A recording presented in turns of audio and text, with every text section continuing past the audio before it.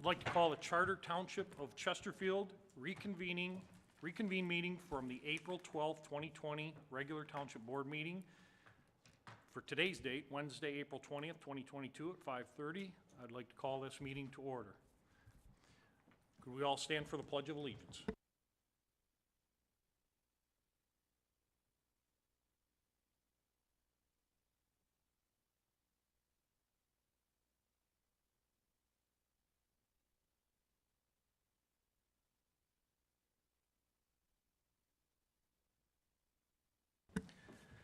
Clerk Niza, Deputy Clerk Niza, would you please call the roll? Supervisor Kersten? Here. Treasurer Elliott? Here. Trustee Anderson? Here. Trustee Joseph? Here. Trustee Demink? Here. And Trustee Vosberg? Here. Clerk Berry is absent. Item 4, approval of agenda. Item A, the approval of agenda with addendums. This is a roll call vote. We have a motion to approve the agenda. Motion to approve the agenda. Trustee Support. Deming, supported by Elliott. Treasurer Elliott.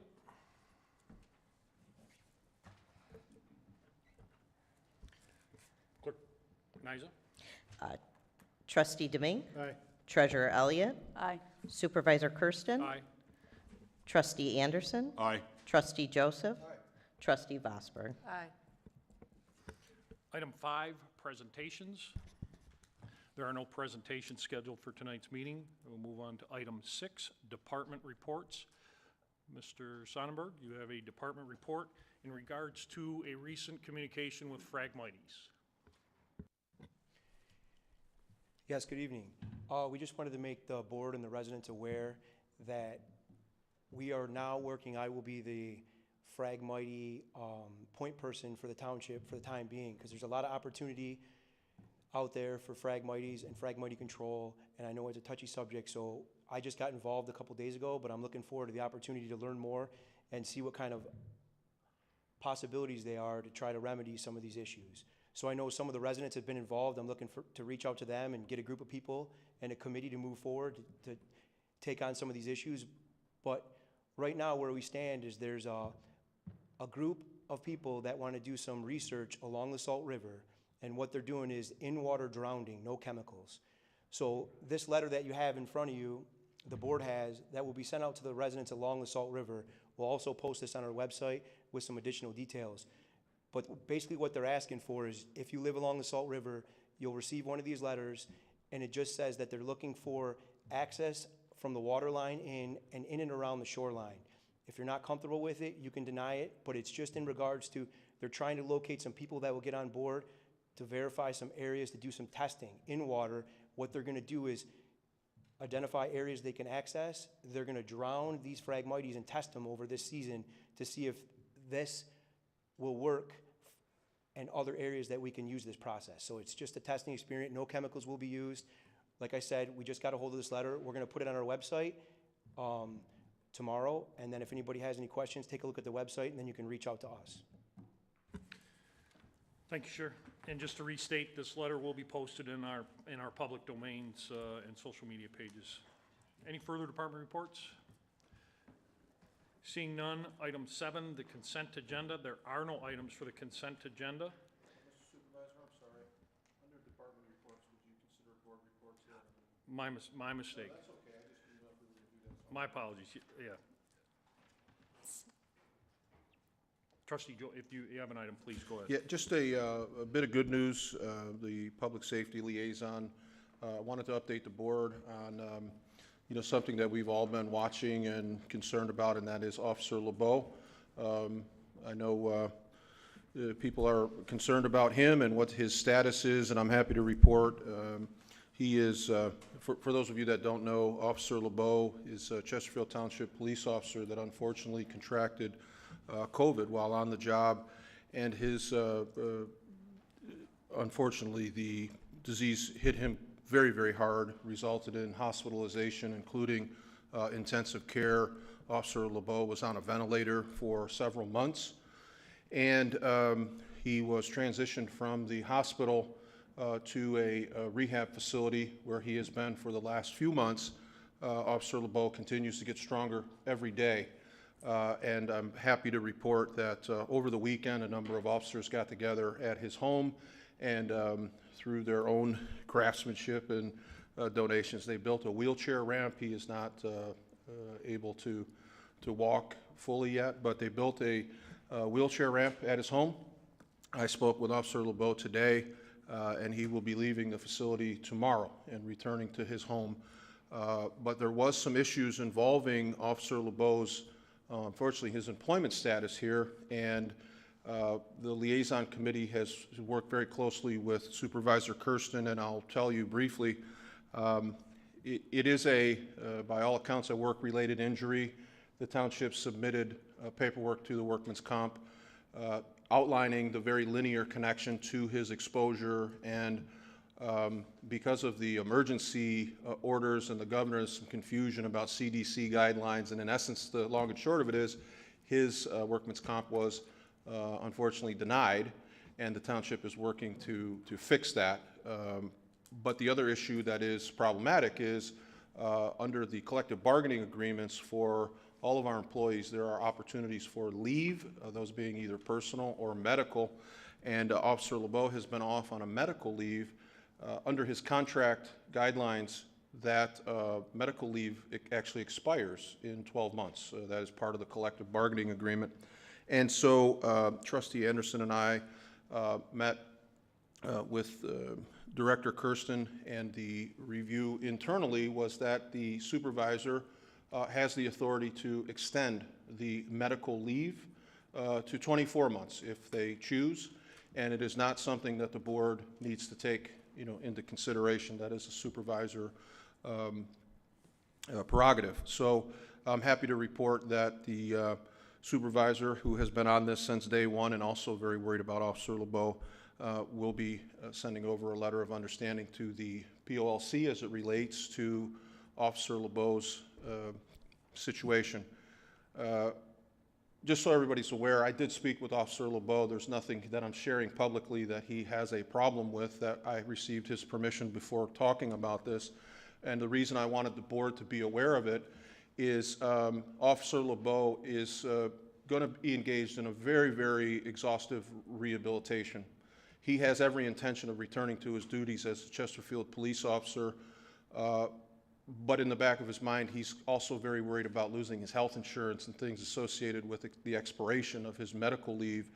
And when a patrolman is out there unable, keep in mind, this is a period of time when the board was able to work remotely, and employees around the township were able to work remotely. You can't put out fires remotely, and you can't arrest bad guys remotely.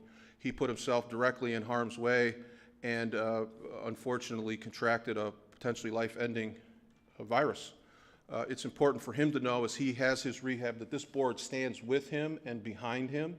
And again, I know Supervisor Kersten, in our conversations yesterday, how much this means to you personally, and I know it means a lot to Officer LeBeau when I told him today that the entire board and the entire community supports him, and we are in his debt. And so, again, just wanted to share that bit of good news with regard to his progress and the ability to make sure that he is safe and protected in terms of medical benefits and so forth as it relates to his employment here, and wanted the community to be aware. Also, Supervisor Kersten, if you were free to join us, Officer LeBeau shares the badge number with Dylan Riker, and so there is a 55 strong, and I talked to Mr. Riker, and he's going to go over, and we're going to help cheer up Officer LeBeau. He's going to share with him some of his struggles and encourage him, and anybody that'd like to join in on that meeting, feel free, because I think it's pretty special what we have in our township with what we call 55 strong. So Trustee Anderson, I know you were part of this. Did I miss anything? Is there anything in there that that I left out? You plowed that field well. Thank you much, and Supervisor Kersten. And these are horrific incidents when they happen, and I feel very, very good what you're doing here to look out for our officers, especially in these unique situations, these disabilities, long term, and what type of future is for our people. And thank you much, both of you. This last thing, I have just a card of encouragement for Officer LeBeau. We're going to take over a little gift for him next week when he's ready for company, and I'll pass it down for board signature. I think it would be great for the whole board to let him know that we're thinking about him. So, thank you, Mr. Chairman. Thank you, Trustee Joseph, Trustee Anderson, and I will just support what you stated. His status here will be the last of his worries, and I think that's all that needs to be said. So he is a strong individual. What he went through was amazing, and my hope is that he recovers completely. So, Well, thanks for your leadership. thank you. Any further comments from board? Any further comments from the department heads? Item 7, the consent agenda. As I stated, there are no consent agenda items tonight. We'll move to item 8, public hearings. There are no public hearings. Item 9, the reconvening from the April 12th, 2020 meeting, the regular board. Item A. Clerk Nyza. Approve a recommendation by Facilities and Operations Department to enter into a 3-season landscape service agreement for 2022, 2023, and 2024 with Ultimate Lawn and Snow to perform lawn care at multiple municipal properties. Do I have a motion to approve 9A? Motion to approve. Trustee Support. Domingue. Trustee Vosberg.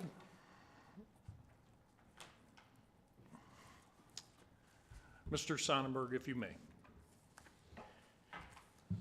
So thank you once again. We do have a slide that I would like to show if you have that available, Karen.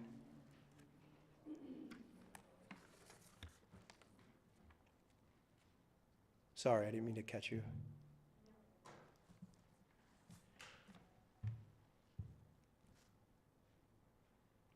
So while she's getting that slide, you can see in your packet, there's a pretty detailed explanation about how we came to these numbers.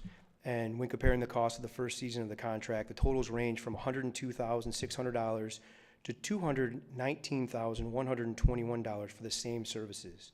Some vendors increased their prices over a 3-year contract. You can see it in your summary and bid packet. While we're waiting for Karen to pull up the slide, I can basically speak to it.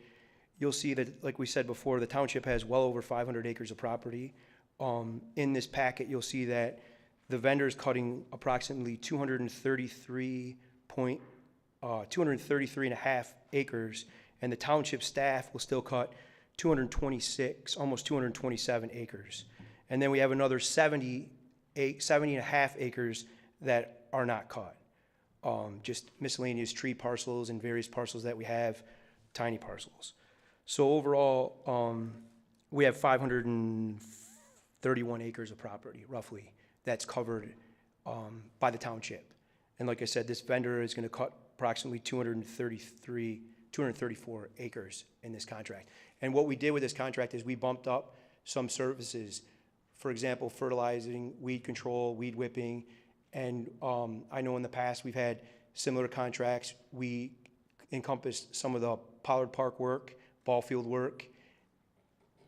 And it's a contract that we believe in the township for the property that we have to cut.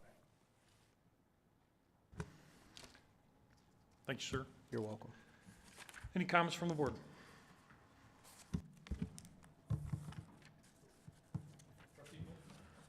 See, we went out, got the bids, and there was definitely a quite variance from where Ultimate came into the high bid, which was landscape services. And I'm fine with the way it was presented and the work being performed. Thank you. Thank you, Trustee Domingue. Any further comments from the board? No further comments from the board. I have a motion by, public comments. Comments from the public.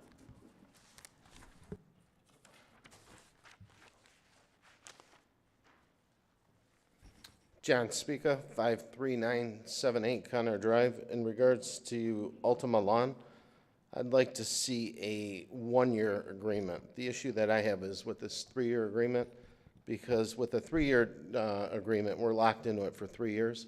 And if we don't like the service that they're providing the township, which isn't the best service that they've provided in the past here, we've got the availability to get another company in. But with a 3-year lease or a 3-year contract like this, we're locked in. So I oppose the 3-year. I'm okay with the 1 year. Thank you. So, I agree. So we have flexibility in this contract, just like our other one. Every service contract we have has an out at any time.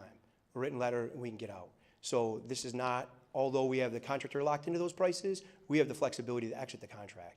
It's the same one, the same service contract that we approved the last round of landscaping. So we are able to exit the contract 3 months, 6 months, 1 year, wherever we see fit, if the contractor doesn't perform or for any other reason that we see. Thank you, sir. Any further comments from the public?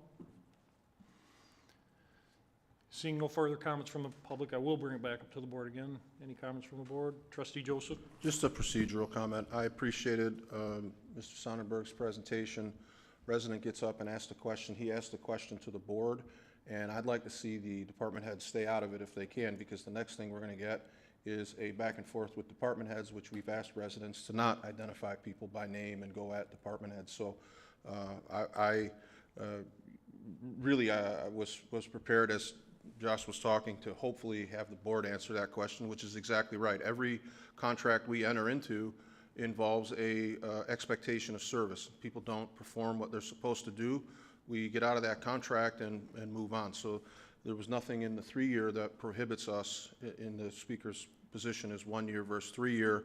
If we're not satisfied and there's a breach of contract, we simply, remove ourselves from the contract. So, but again, I appreciate that coming from the board, and leave our department heads out of it unless you asked the department head to answer the question. But thanks for the comment and the presentation. Thank you, sir.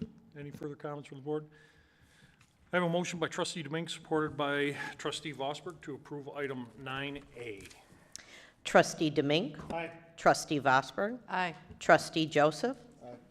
Trustee Anderson. No. Treasurer Elliott. Aye. And Supervisor Kersten. Aye. Item 9B. Approve a recommendation by Public Works to purchase 3 to 4-inch meters and components from Ferguson Waterworks at a total cost of $18,926.10 from GL number 591-542-740.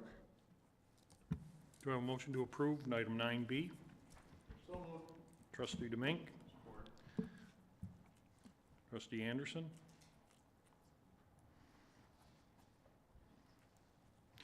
Mr. O'Connor, would you please address this? I'm available to answer any questions. I am available to answer any questions. Okay. So I'll just fill it in. This is in regard, you see in your packet, the Ascension system, along with a development that's occurring on 23 Mile Road.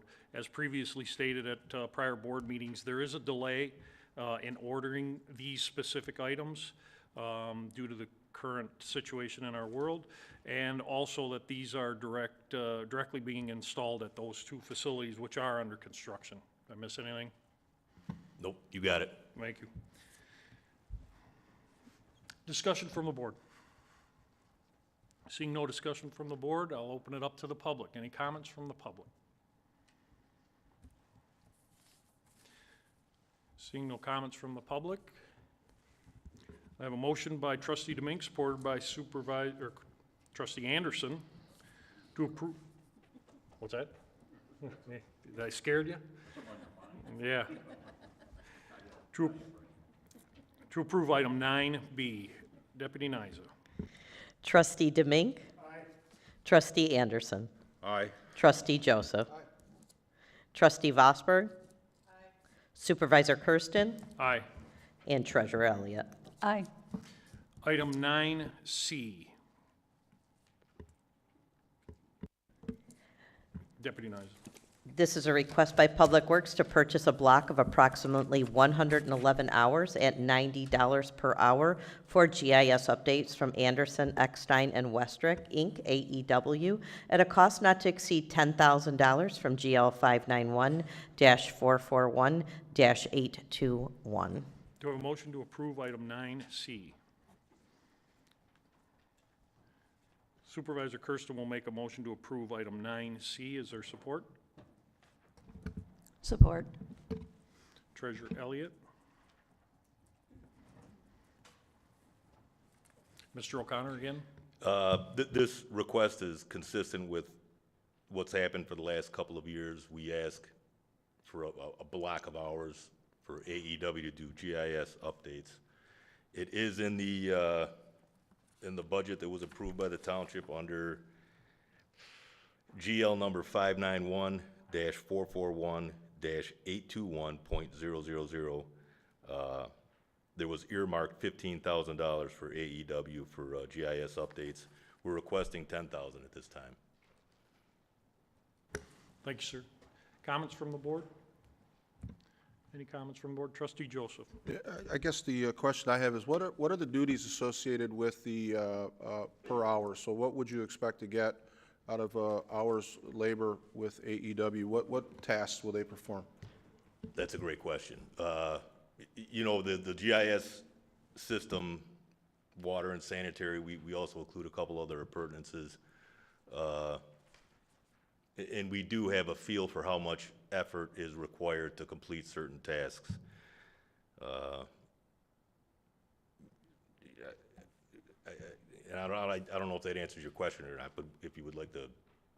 No, actually it didn't. What I'm wondering is, when we pay AEW $90 an hour, Right. you have in theory, you have a staff member now that would be the equivalent of $180,000 a year, base salary. So what is it that we have in the township in terms of our talent pool that prohibits us from tasking one of our staff? I've asked this periodically through the years, and there was $90 an hour given to individuals that did nothing more than stand over a manhole cover with a GPS device, and that was mapping. So I don't know what they're still doing, and now they're cleaning up the work that was done. But we don't have anybody in the township at $180K a year, but we pay $90 an hour in a 100 and some hour block. And what do we get for that? What do they do? Yeah, and I guess if you want to see specific tasks that were completed, you're more than welcome to come down to the water department and see. Well, that's how I got to get the information. You No, don't no, come to me. You don't come and present. You know, it. we have. Can I say something here? Yeah. Okay. To Trustee Joseph's point, there is a staff member that has been very involved in taking action to go through a battery of certifications to be technology equipped. That was a good suggestion a year ago, and we're doing that moving ahead. Right now, between the transit, the siting, and the development of the tools and technique, we're not quite there yet, but we are getting there. And that employee, for that matter, we're committed over $95,000 to do that while he does some other things too. I don't want to make it personalized, but the idea is to bring this all so that it can be done and operated in-house. Right now, it's not transitionable yet, but this AEW has the technique, the equipment, and more importantly, they have the records and files. They're able to do that. So when you add and when they do a sanitary sewer or water project, it's easier and quicker for them to do it accurately than it is in-house, and it'll be a little bit before we get to that with our staff. But that was a good suggestion. I think it's been a year ago or so, and it had been working on it since to do that. Thank you. You're answering the spirit of where I was going with this, because last year when we talked about GIS, I asked the same question, and it was GIS certified, and within, 30 seconds or so, I was able to Google the cost of training for a GIS and suggested, and the counter to that was, yes, that's a great idea once we get GIS certified and familiar with the system, but we're still here a year later, and I guess I'll accept what you're saying is we're moving in that direction, fine, but we're still paying the equivalent of $180K annual salary in 100-hour blocks for something that we can complete, assuming the training is committed to. And I know we've had a lot of transition and department heads and assistants leaving and so forth. So I get it, but we're moving in that direction is the understanding. Yeah, and in fact, more than one individual. Mitch O'Connor's been very proficient in bringing an additional staff member along that has expressed interest in being more technology equipped. and bringing that in-house and doing more of that work. So they are developing well. I'm pleased with the progress, but I do have to say we're not going to overpromise and underdeliver. There's a lot of things that have to be maintained every day, and it is a specialty to a extent. I certainly couldn't do it. I would go out with a piece of paper and a pen and mark things on that and go back and say, please load this into your fancy system. But we are, and I wanted to actually, I'm glad you brought that up because I wanted to interject in keeping with the spirit of what the board had talked about over a year or so ago. They have been doing a good job of moving towards that with people who did not originally sign up to play that. So I think there is progress there. Fair enough. Thank you. Thank you, sir. Any further comments from the board? Seeing no comments from the board, comments from the public.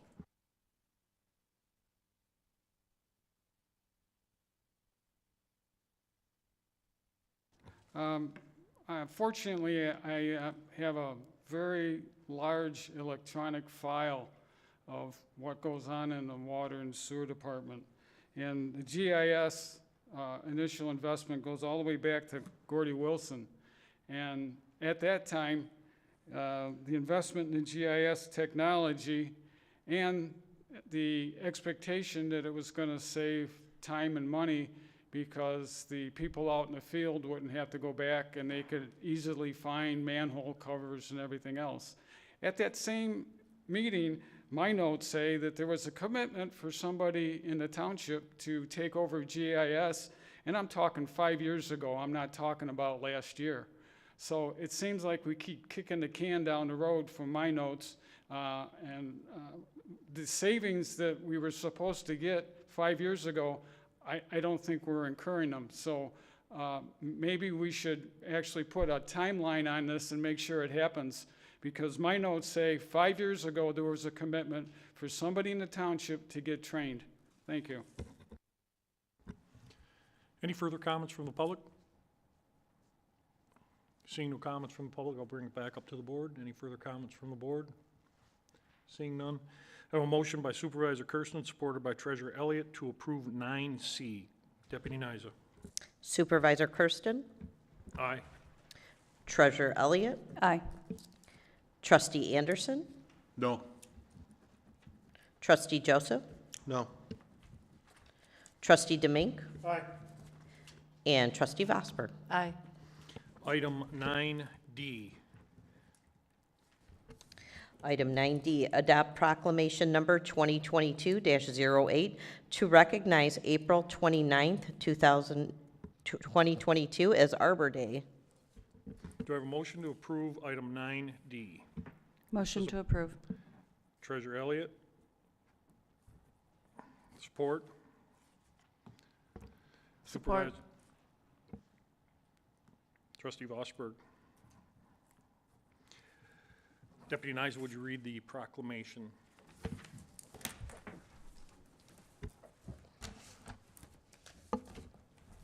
I will.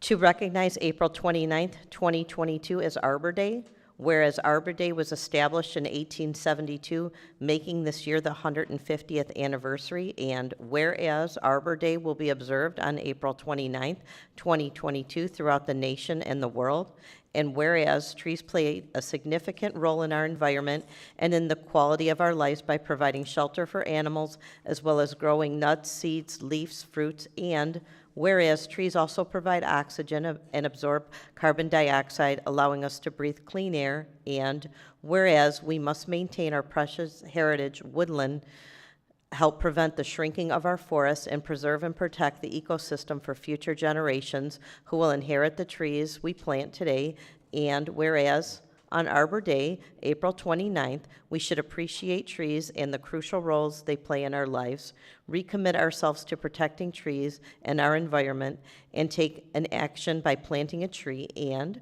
whereas trees can be solution to combating climate change by reducing erosion of our precious topsoil, by wind and water, cutting heat and cooling costs, moderating the temperature, cleaning the air, producing life-giving oxygen, and providing habitat for wildlife, And whereas trees are a renewable resource, giving us paper, wood for our homes, fuel for our fires, and countless other wood products.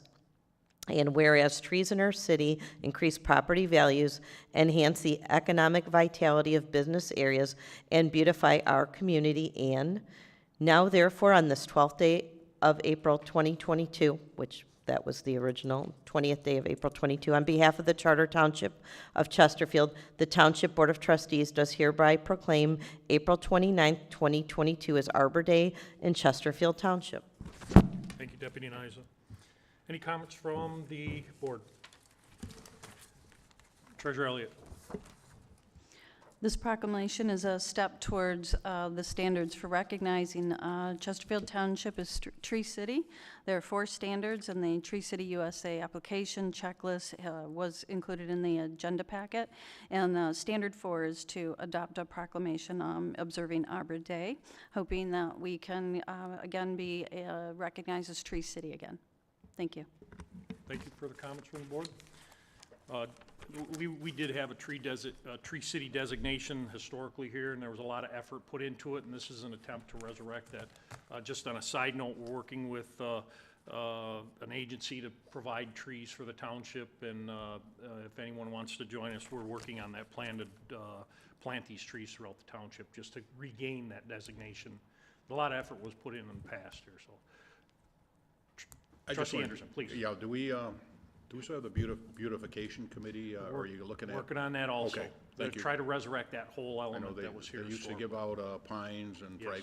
not phragmites, but milkweed. For real, yes, I remember that. Thank you.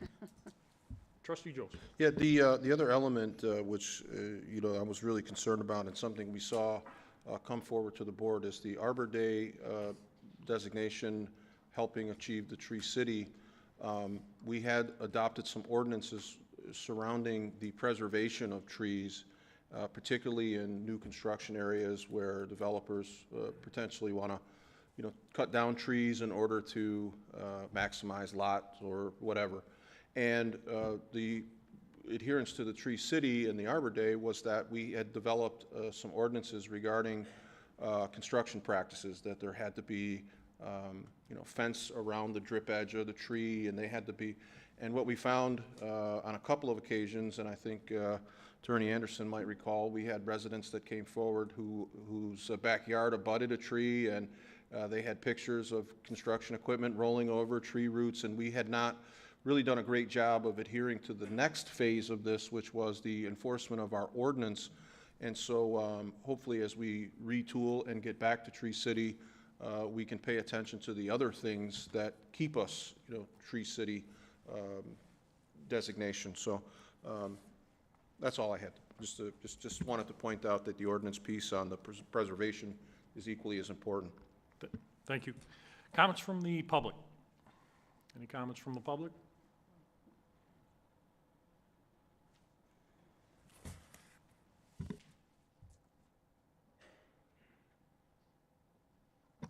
Joe Kadich, I live on Sutton. I'm all for this agreement, but there's one thing I think the township should be aware of, and that's that they have to police themselves. I asked a question before everybody started working on the park as to what the hell was going to happen to some of those trees there. Accavetti was still a supervisor. He said he had to look at the plans and find out. Well, as it turned out, for what we gained in the shoreline, I think there were 3, maybe more trees lost, cut down to make room for along the shoreline. So obviously, we wonder if we're signing this, if we really believe in it. The other thing, I happened to notice, again, on the way over here on Jefferson, where you're clearing the area, probably for the telephone communications pole is supposed to go there. There were a lot of trees went down there. I mean, that whole land is cleared. Everything's out of it. All you see is whatever grass is left or whatever was for my fragmites that were there left down, but there are a lot of trees went out of there.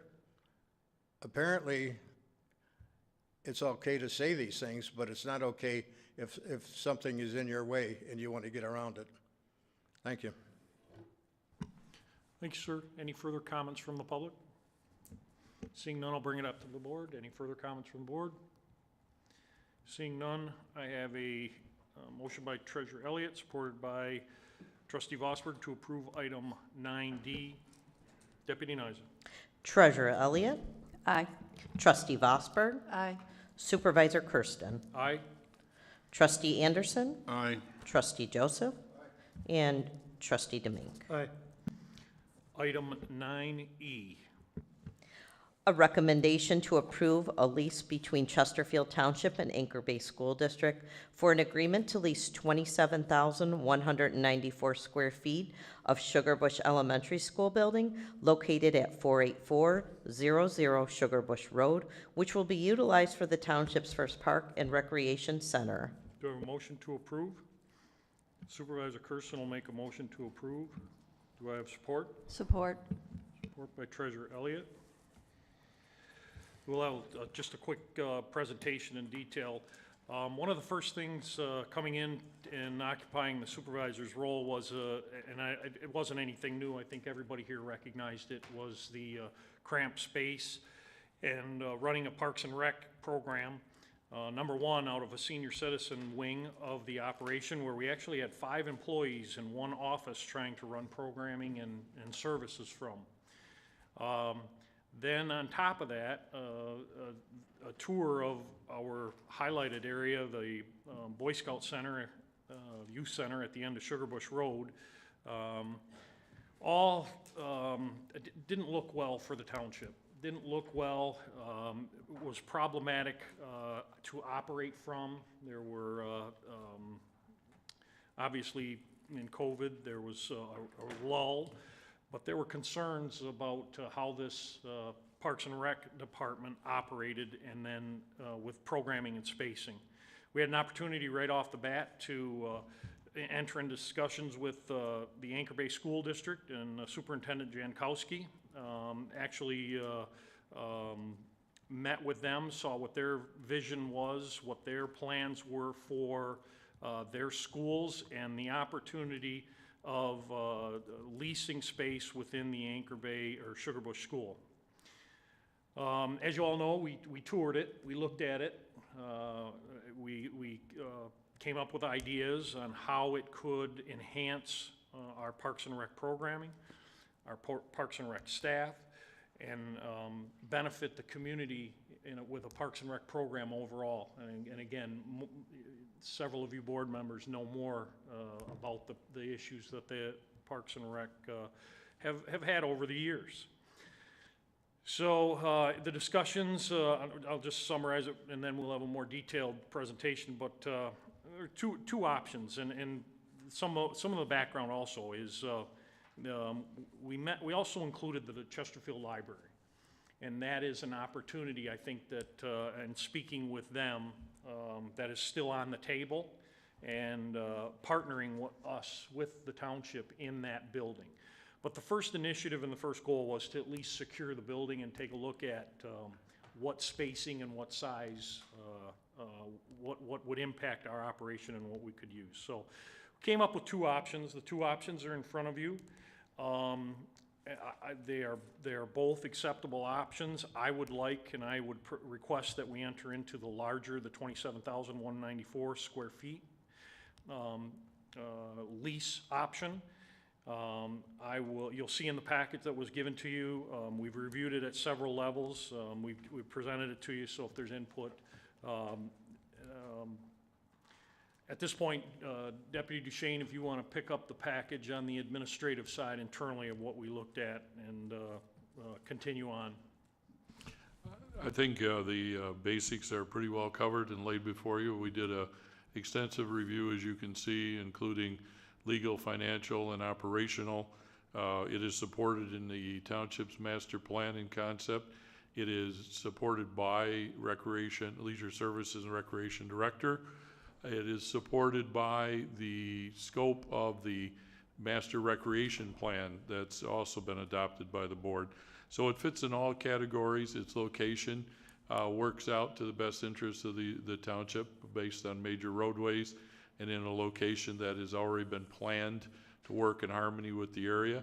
It presents a lot of other opportunities forward. Financially, as we put in arguments for and arguments against, the argument against is finance, is it will be an obligation.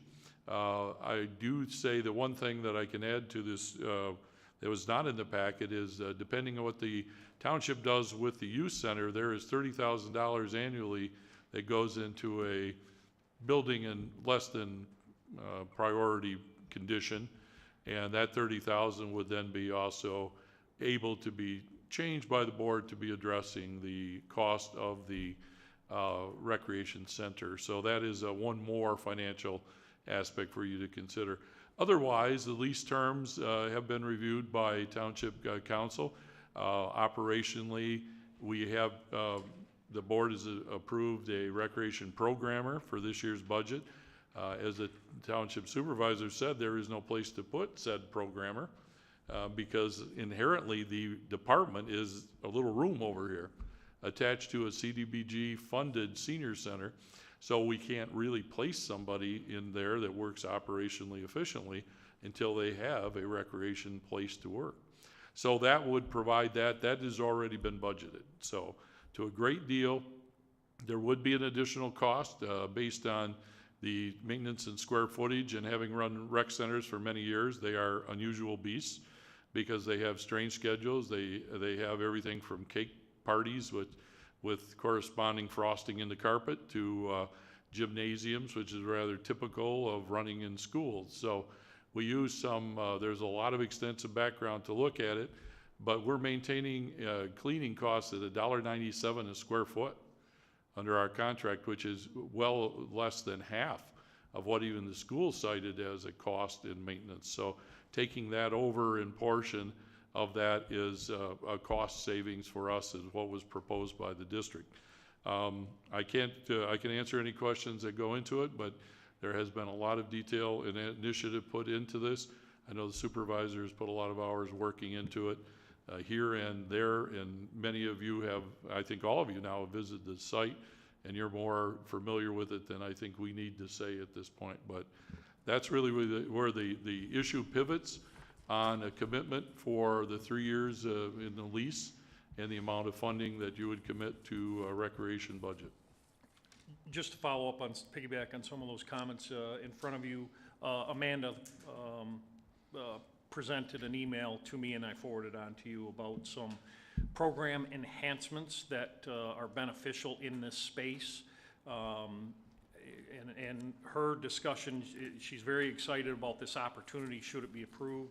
And then also some quick comments, I'll let you read them, that she provided that I think it's what exciting her for this opportunity that she struggled, or that department struggled to gain. So with that being said, any comments from the board? Trustee Demink. As being the liaison from this board to Parks and Rec, I think this is a great start. The residents have expressed many a times the need for activity center. I mean, I've heard it, and I'm sure other board members have heard it up here. Why can't we have a Macomb Township? Well, we all know Macomb Township's a beautiful facility, but it's also raising taxes. Shelby, several years ago, bought the old Boys and Girls Club at 21 and Hayes, so they have that. I think this is a good start. Amanda can use her programming and get this programmer. And there's a lot of young youths in this township. Parents want their kids to do things and be active. The programming brochure just came out over the weekend. And with the things we have to offer, this will give us the space to do it. Thank you, Mr. Supervisor. Thank you. Any further comments from the board? Trustee Joseph? Yeah, I just wanted to say, when you took up this project, you invited every member of the board to participate with you, and I very much appreciate that. This was something that you looked at, and you included everybody. And we got updates along the way. And independent of how you end up seeing the project, yes or no, nobody can say, I wasn't informed. I didn't know what was going on. There were updates at every stage, and I appreciate that very much.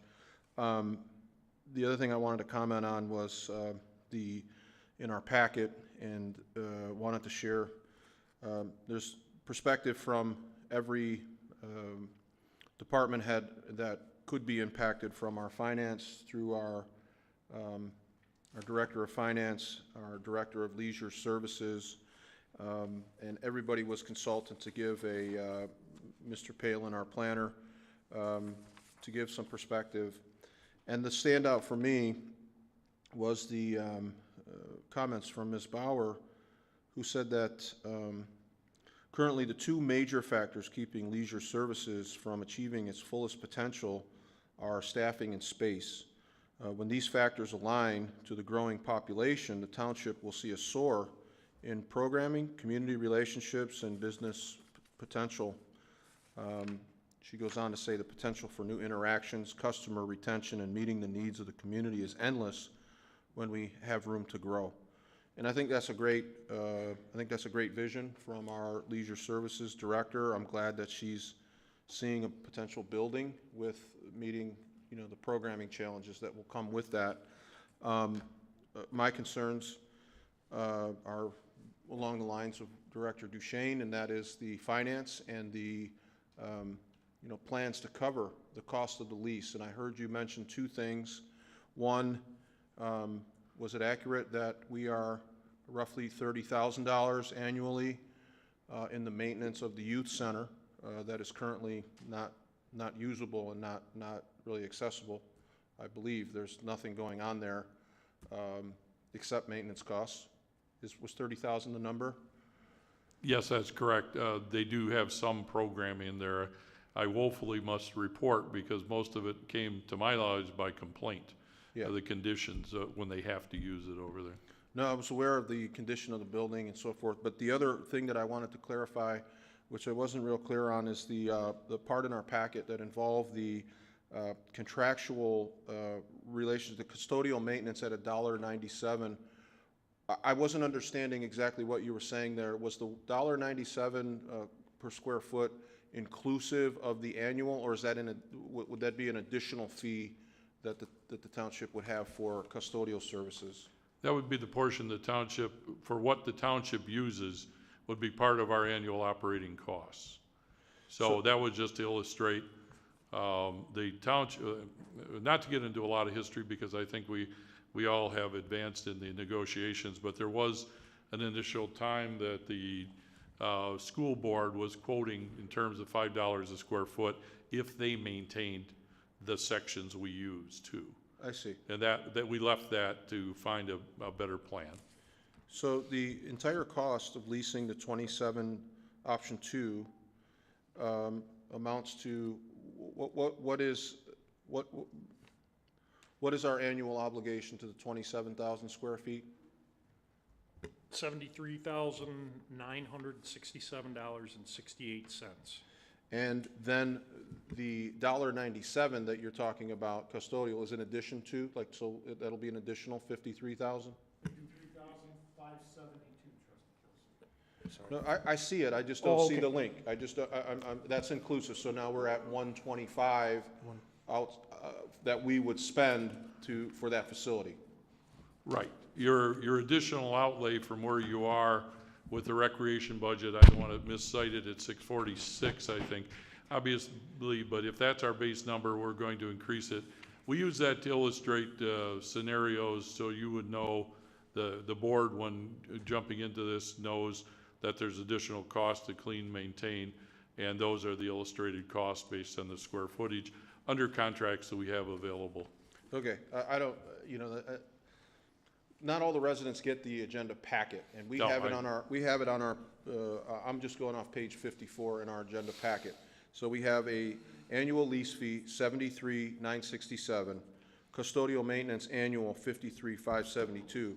So the agenda item, when you ask for a recommendation to approve the lease, the annual amount for the 194 square feet at a total of $127,539 is the total outlay. Yes. correct? Okay, so my request to the motion maker is simply to include the annual fee in the agenda item. If we're approving option, or the recommendation is for option 2. And then the last comment I would make, and I'm very concerned, and I know this issue isn't directly related, but if we are to look at the vision that was posted on the supervisor's door regarding properties in the township, I'm not concerned about the youth center, because I envision there will be another request for the liquidation of more township property to the base. That has been identified in previous discussions. So I have a feeling we'll have a buyer emerge for the youth center, and that'll be off our books soon. Thank you. Thank you, sir. Just a quick comment on the youth center, just an update. Obviously, it was a joint use building, the Boy Scouts of America and the township. The current status is we are working to remove the Boy Scouts of America from the agreement for joint use. They have no interest in it. They've inspected it. They have approached us. Our township attorney is currently working to clear that obligation. And whatever is done with that building, obviously it does need to be addressed, and we'll bring it back to the board and see what the choice is for either cold storaging it or minimizing that $30,000 in cost. So that's just a side note to the youth center. And yes, I agree. I will make the motion. If I misspoke, it's 127,539. Comments from the public? I'm sorry, Trustee Vosberg. Thank you, Mr. Supervisor. I had a few other questions. First of all, I support this concept. I think there's great need for more recreation opportunities in the township. I have some concern about, I don't even have concern about the cost per se, because if you want more activities, you have to spend more money. What I am concerned about, I would like to see a more comprehensive plan, which would include additional costs to operate. If we're going to expand our programming, I think there's going to be expanded costs, and for additional classes, staffing, equipment, probably even. And the other is what is the long-term consideration? Is it to continue leasing the space? Are there other options if we purchase something or built our own? You can't solve all that in 1 year in one decision, I get that, but it would be helpful to know where we want to go from here. I mean, I want to expand recreation. This one by itself, I'm a little concerned that we don't have additional programming and ideas and staffing with that. Thank you. Thank you. Just to reply to that, as you'll see in the lease options in the back of the contract, there is a purchase option. It would be my recommendation that once this board, if it does approve it, and the programming does move over there and they get into the building, that within the dust settling, that we then, it would be my recommendation, we come back and we enter into a purchase agreement of that building in its totality from the school district. That would be my plan within the first 12 months. Obviously, that could fluctuate, so I hate to pin that on a board that, let's see what we can get in there, what we can do when we get in the building. As far as programming, when I've spoke at length with the programmers, and they're so confined to what they can do now that walking into 27,000 square foot, their heads are spinning. Obviously, we have to stay within budget and monitor what we do, because this is all a general fund expense, as was presented, and you know better than anybody. And we've asked the director to let's focus on core programs, core operations, things that serve the community immediately with the biggest impact. I'm going to have to defer to her, because that's her area, and obviously the Parks and Rec Board. But until we give them the space, I don't think they know what they can do as far as programming and how far they can expand it. I know they're very excited about this, so I think if we give them the space, we monitor it, watch it, see where it leads, and right now I have full faith in them as to the direction and programming and then monitoring the cost. Just on a side note too, we worked during COVID, we worked remotely. Several employees did, and I see this as a remote operation for this township. So a lot of IT infrastructure, cell phones, hard lines, all of those things I think we can manage that'll at least get us in there and at least reduce the cost as we start up the program. So that was just a side note to it.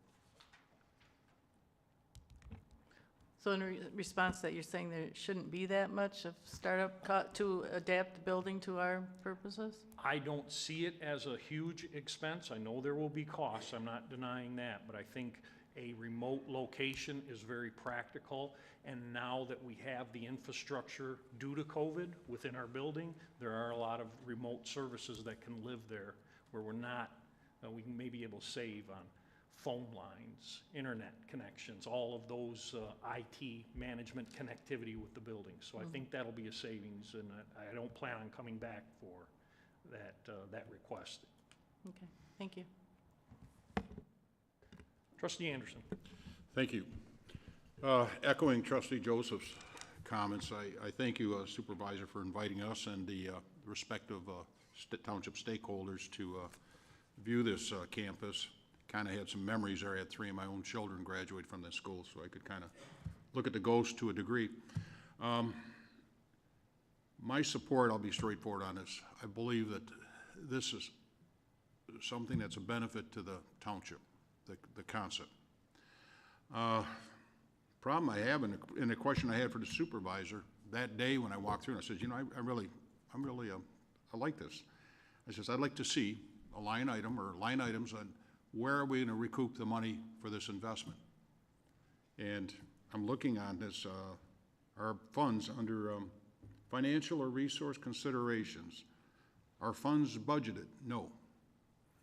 It's going to be $371,000 over 3 years. We're taking $840,000 out of administrative transfers now.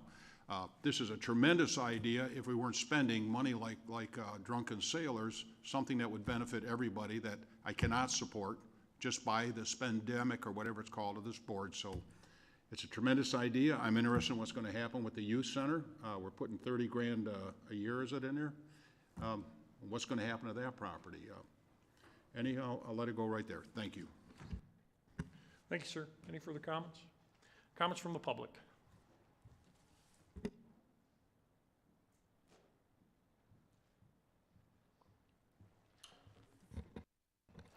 Michelle Wilson Merriweather, 52860 Muirfield Drive. And speaking on behalf and coming on the Parks and Recs Commission, I believe all of you have addressed it. The residents definitely want a center. I can see it myself. But actually, as I'm listening more closely, and I thank Mr. Joseph and Mr. Anderson and Ms. Vosberg and as well as Scott, you've all brought up good points. I'm listening to it myself. I'm sitting on the commission, and it sounds muddy in terms of making sure that we all understand where the money is coming from. So it is my recommendation, being on the commission, it sounds as if before we approve anything, it sounds as if we do need to go back and do some more work and actually even tasking ourselves and holding ourselves more responsible as a commission to actually sit down and be more strategic in terms of how we're breaking down. Mr. Anderson's right, thinking about a recoup of costs. It just sounds again like I came from the commission and I've gotten confused standing here. So I just wanted to add that comment. Thank you. Thank you. Further comments from the public?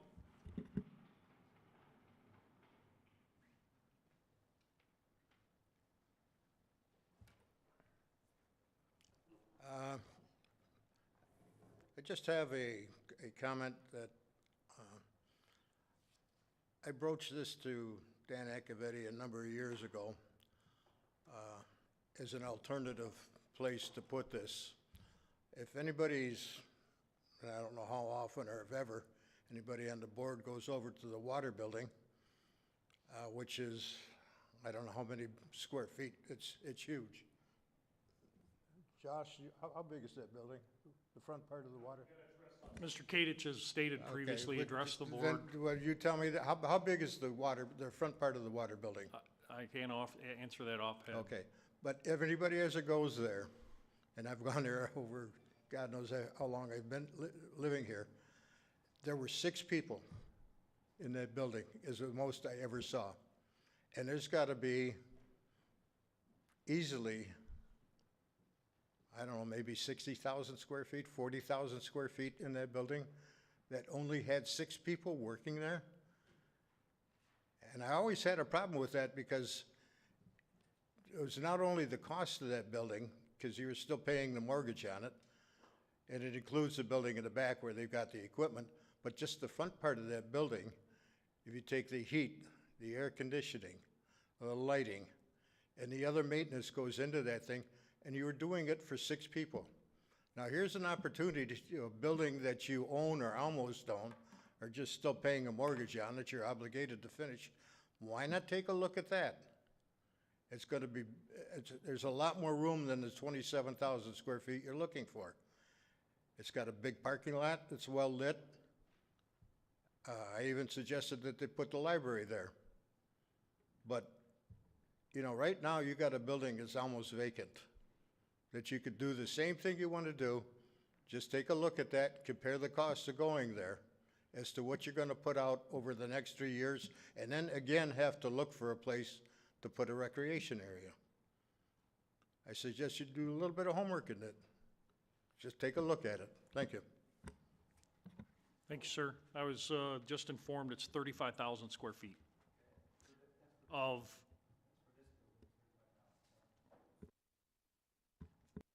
further comments from the public?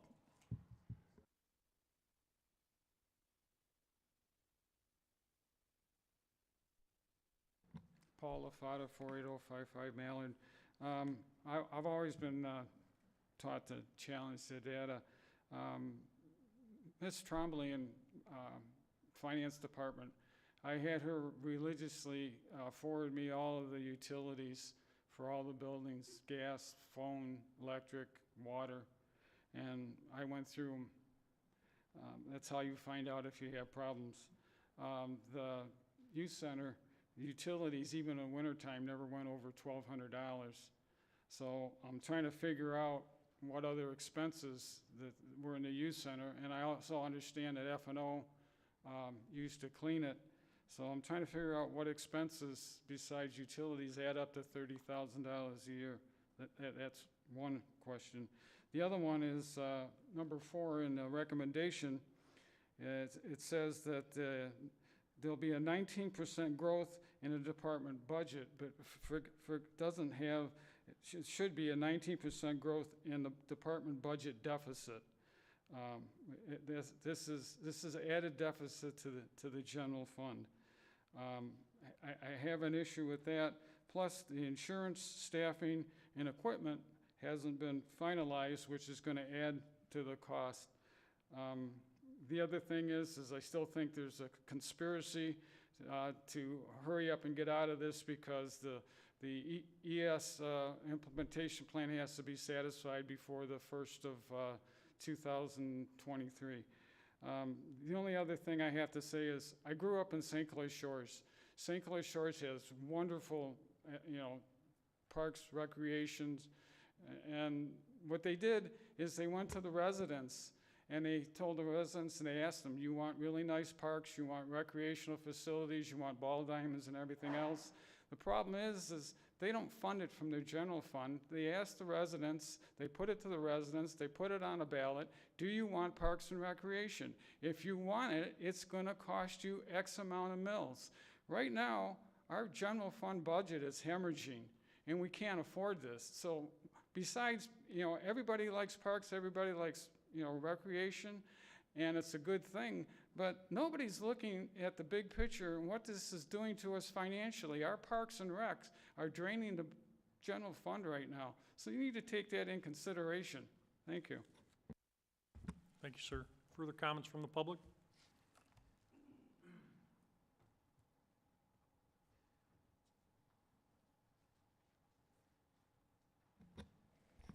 John Spica, 53978 Connor Drive. I'm all for an activity center. I've got no problems with it. Supervisor Kersten, the concept is great, but the issue comes in, we're adding to the debt. So we don't have the money.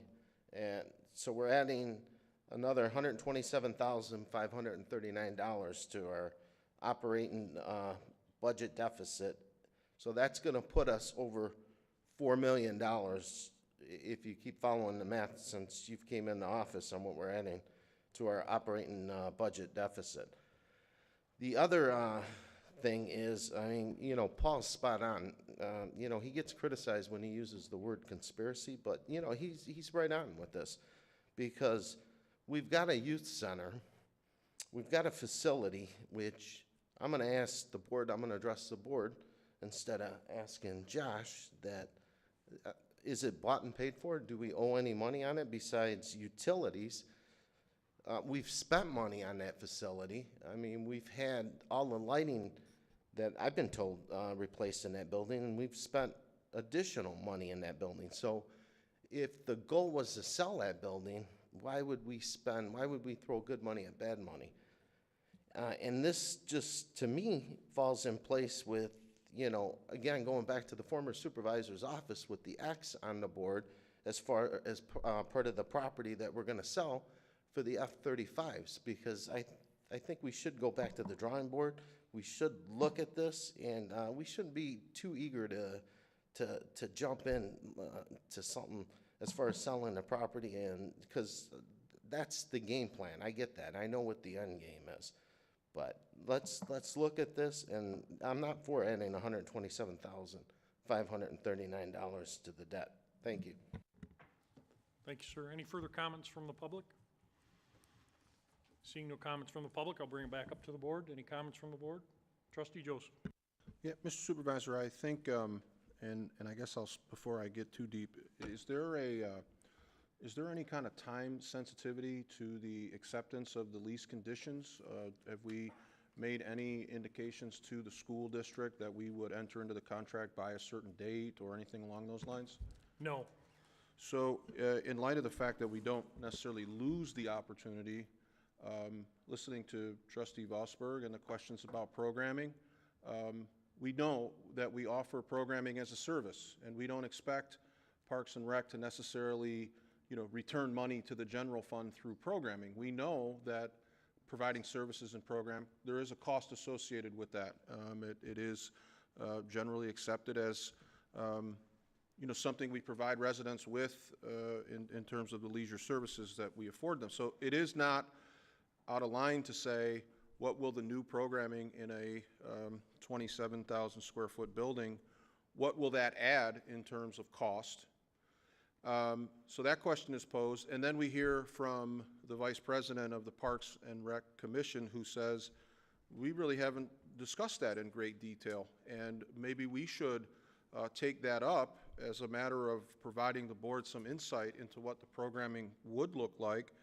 And then the question of, I guess, two areas. So we get a better idea of what additional costs with the 127 annually, and then we talk about where does the money come from and what do we give up, or do we give up anything and just run a deficit? I think it would be appropriate to maybe consider a postponement of 1 month, 2 board meetings. Well, not in this case, but normally 2 board would be the, I would ask to postpone this agenda item with the request for that information to come back at our May 24th board meeting.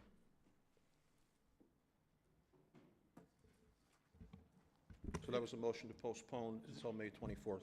Is that, so I have a motion to postpone to May 24th? Yes. I'll support that. Support?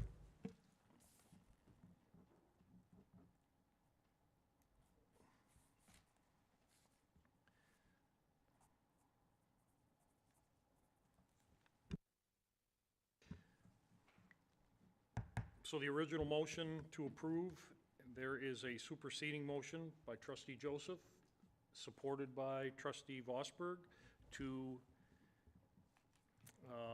delay this until May 26th? I believe the 24th. 24th? Is the date of our next, And and two specific questions you want answered?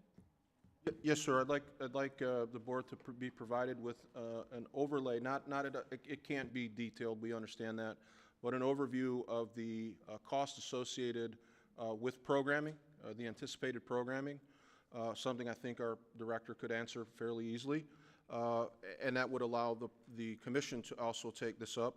And then also where we plan to cover the cost, if it is just a general fund, and where does the money come from, and is there anything that we will cut to make the balance, the revenue neutral balance adjustment or fund adjustment, sorry.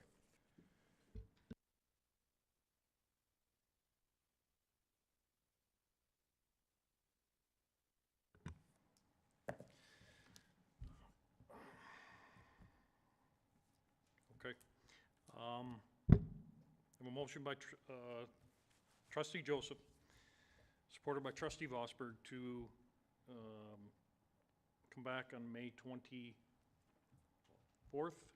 and answer the specific questions that were stated.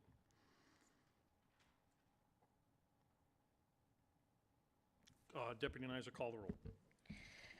Trustee Joseph? Aye. Trustee Vosberg? Aye. Trustee Demink? No. Trustee Anderson? Aye. Treasurer Elliott? Aye. And Supervisor Kersten? Nope. Item 9F. Item 9F. Approve a recommendation to adopt resolution number 2022-10, addressing the charges that have been assessed against Chesterfield Township by Great Lakes Water Authority, GLWA, for debts incurred by the city of Highland Park. So just a quick summary, this is a result of, as many of you saw from the county executive and the drain commissioner's office, where the most municipalities were summoned to participate in an objection to the Highland Park debt service, where they are not paying. I exchanged several emails with each of the board members, and not only discussing this resolution, but also the township's legal position, which Attorney Siebert responded in kind, and then also drafted this resolution. Ms. Anderson, am I missing anything in the resolution or in the request? No, you're not missing anything. Okay. This is similar to what other communities had taken place, and it's simply an act that we will forward down to the executive's office along with the drain commissioner, and of course we'll follow this through Great Lakes intently, and be engaged at as deep as we can. This is a long-term problem that's being addressed, and so I ask that this resolution be approved. So, Deputy Nizer, would you read the resolution?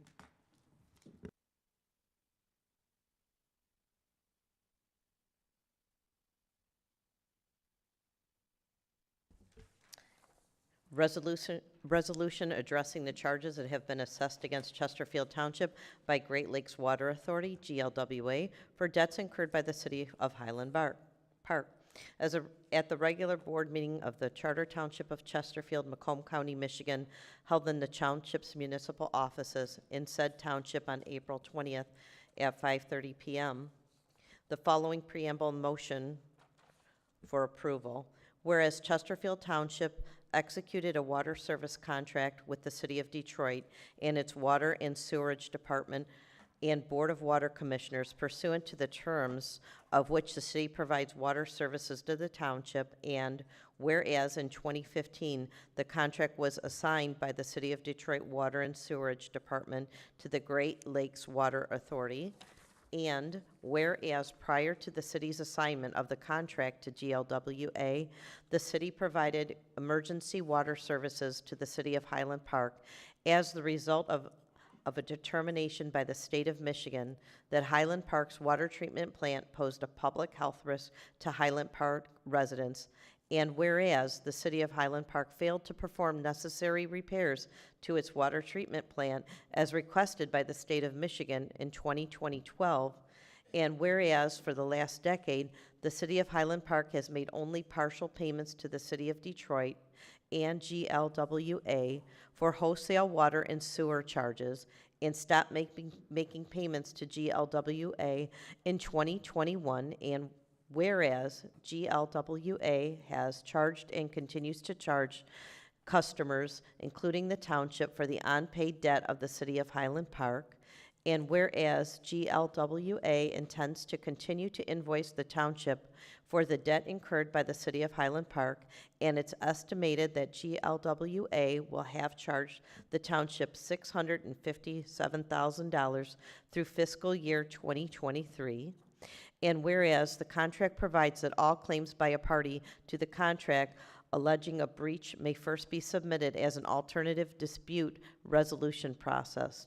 And whereas the township objectives to the contents, its obligation to pay GLWA for any costs related to GLWA's past, current, and future services to the city of Highland Park, and will exercise its right pursuant to the terms of the contract to notify GLWA of an alleged breach by GLWA and demand that GLWA participate in an alternative dispute resolution.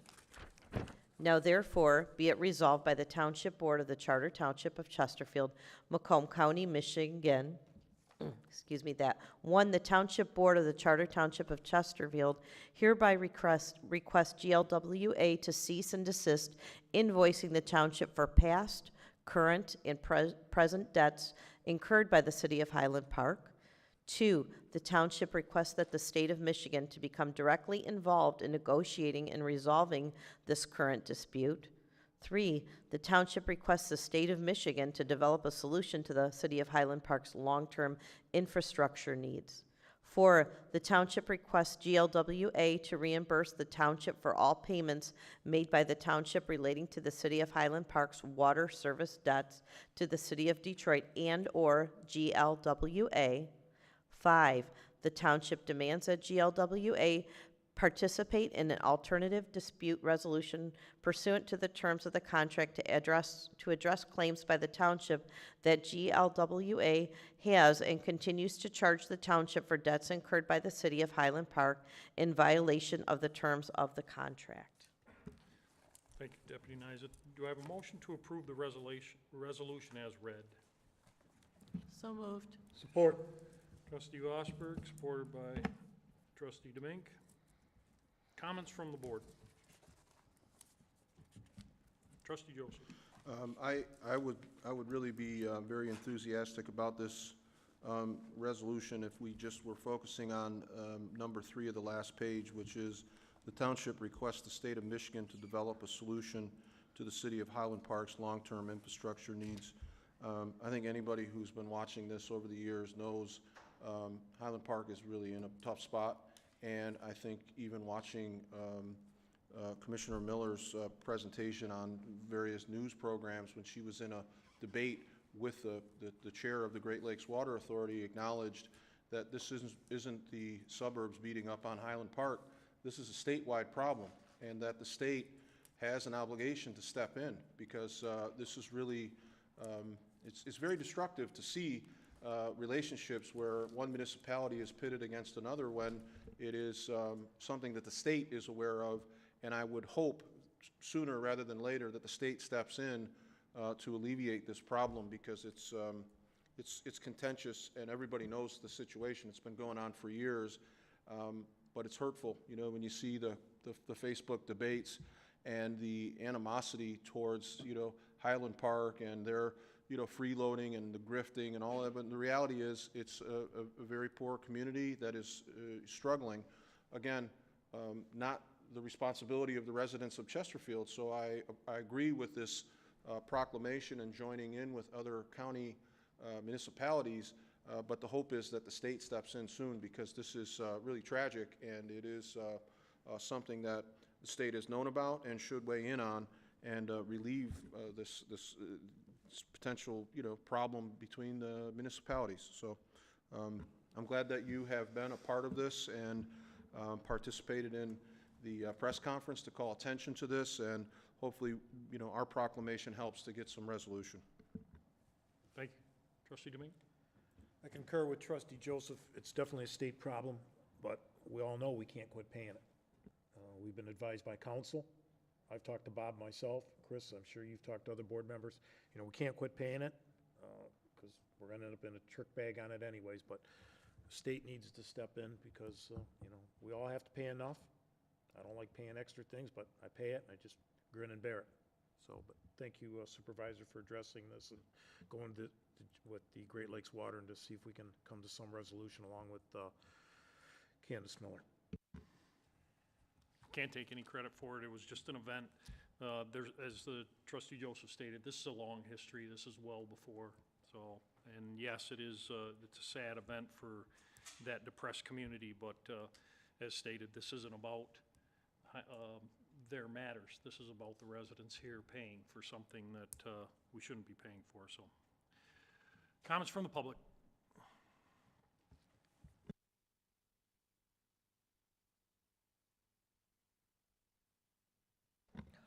Just listening to the comments, I just want to state, I understand Mr. Joseph being empathetic to Highland Park, and I like Highland Park too, but again, they're not my issue. My issue is Chesterfield. My question is, where is have we talked to the people or any representatives, officials from Highland Park? What is their take on the matter? How are they addressing it? Are we the only ones that noticing that we have their debt? Are they noticing that the issue as well? Have they tried to approach us? I just want to know some more information about it because quite frankly, again, all I care about is Chesterfield right now. Thank you. I'll reply to that and echo your statement. All we care about is Chesterfield and the residents' money as it relates to water. Highland Park, we don't engage with it other than the statement that they have made that's been publicized is they don't feel they owe anything. Thank you. Further comments from the public?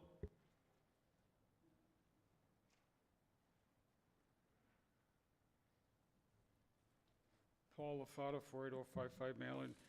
Pulled out some old data, 2018 water rates. The township's absorbed about $86,000 of Highland Park's debt. This is definitely the right thing to do.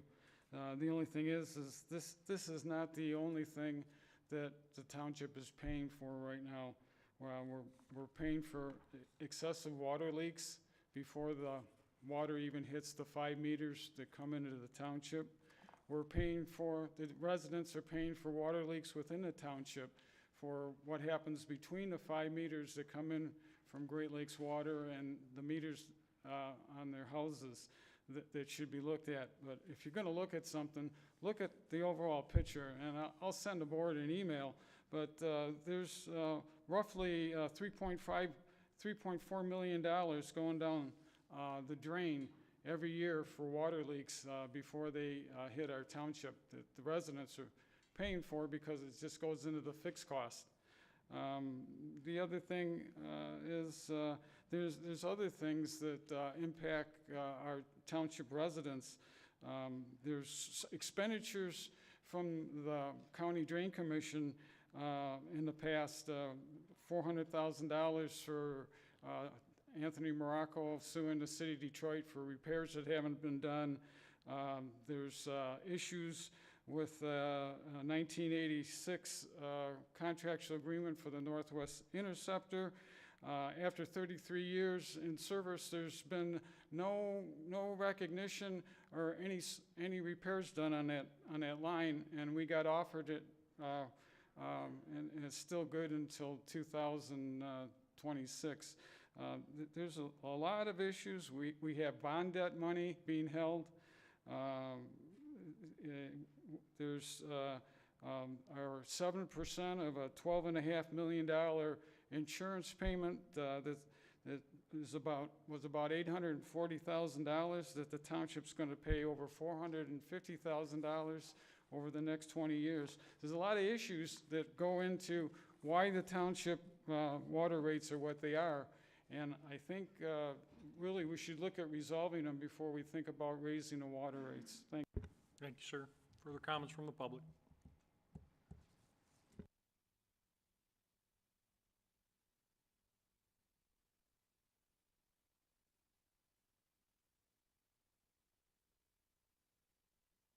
I had a couple thoughts about this because I was on part of the Water Board Review Board about, 6 years ago. And during that time, in order to determine what the water rate should be for Chesterfield, we had to examine what our costs were from both City of Detroit and Macomb for the sewer rates. And in going through those, I got most of the invoices from Vicky. I did not see anything in there that specifically said you are paying X amount of dollars for Highland Park. I think everything was just rolled into the price that they were charging us. And what that brings to mind to me is, and I think I'm right on this, that Macomb, when our water goes back through the sewers, Macomb charges us based on the amount of water that we get from Detroit. So there's a couple people that were making money on this that shouldn't make money on it. It was the City of Detroit and Great Lakes, and now Macomb. So I think, you know, obviously you want to go out with this thing, but I think you should sit down and form a group or whatever it takes and find out exactly what we were paying for, when we were paying for it, and are we still paying for it, and what should we get back? If nothing happens to this, are you going to sue? And who will you sue if you don't get any returns on this? Thank you. Thank you, sir. Any further comments from the public? If we can focus on the resolution itself.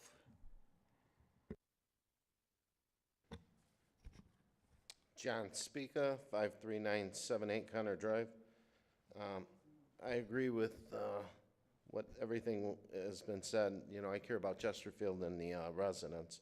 I'd like to see if there's any way to recoup the money from the state on the $657,000 that the residents are putting out, so, and supplementing Highland Park. So, thank you. Any further comments from the public? Bring it back up to the board. Any further comments from the board? Seeing none, I have a motion by trustee Vosberg, supported by trustee Demink, to approve item 9F, resolution. Deputy Nyza. Trustee Vosberg. Aye. Trustee Demink. Aye. Trustee Joseph. Aye. Trustee Anderson. Aye. Treasurer Elliott. Aye. And Supervisor Kersten. Aye. Item 10, addendums. Item A. Approval of the payment of bills is submitted by the Finance Department. I have a motion to approve item 10A. Motion to approve. Support. Treasurer Elliott, supported by trustee Anderson. Comments from the board? No comments from the board. It's comments from the public.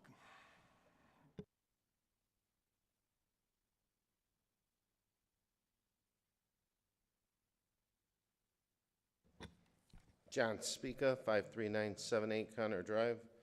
On the bill run, I do have a question to the board. I noticed on the bill run, there is, under Human Resources, there's a charge for $4,999.80 for blinds. The issue that I have with that is when the project was bidded, and I believe that was done by our Facilitation and Operations Manager, Josh, why wasn't that included in the total? And then the other issue that I have is that $49.99.80 is just under the $5,000 requirement to where it needs to go to the board. I mean, come on, guys. I mean, we're not idiots out here.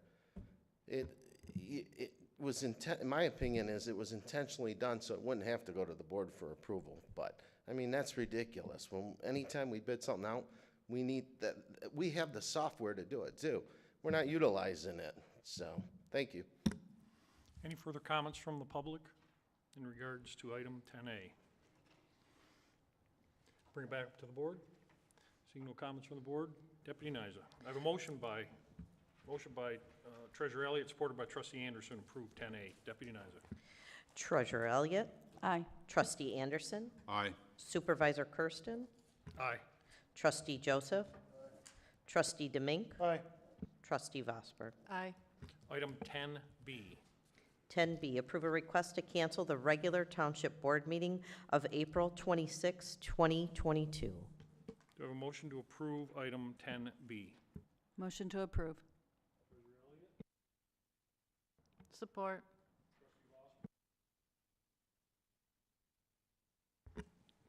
Comments from the board?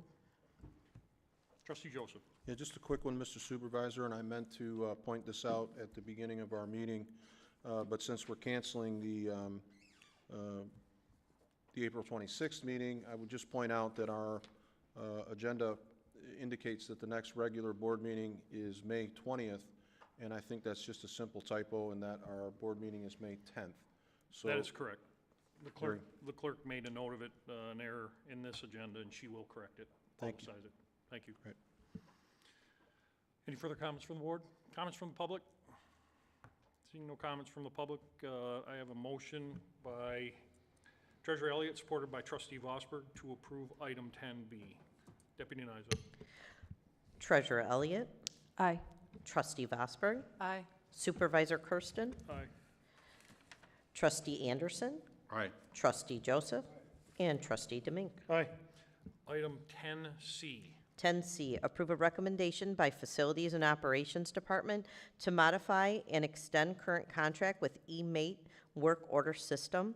The one-year contract, May 1st, 2022 to April 30th, 2023, and the amount of $13,179 will be funded in the following ways: $7,920 from General Ledger 591441-801, and $5,259 from General Ledger number 101-265-801. So moved. Motion by Trustee Demink, supported by Supervisor Kersten.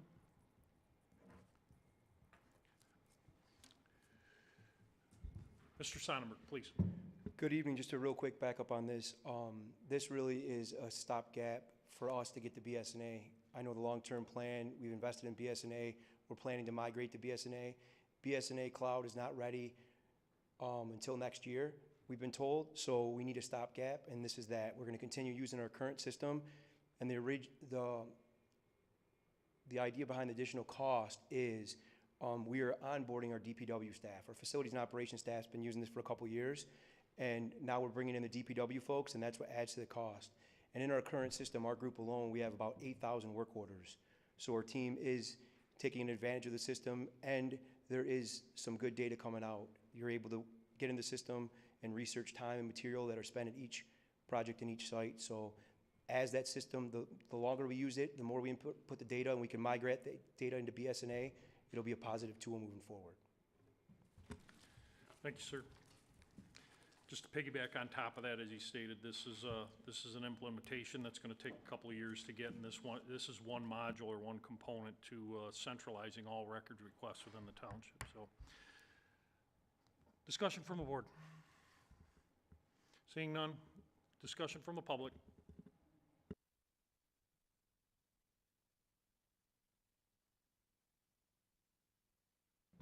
Paul Lafata, 48055 Mallard.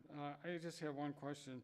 Why would we be allocating $7,920 to the sewer and water fund when this is an administrative service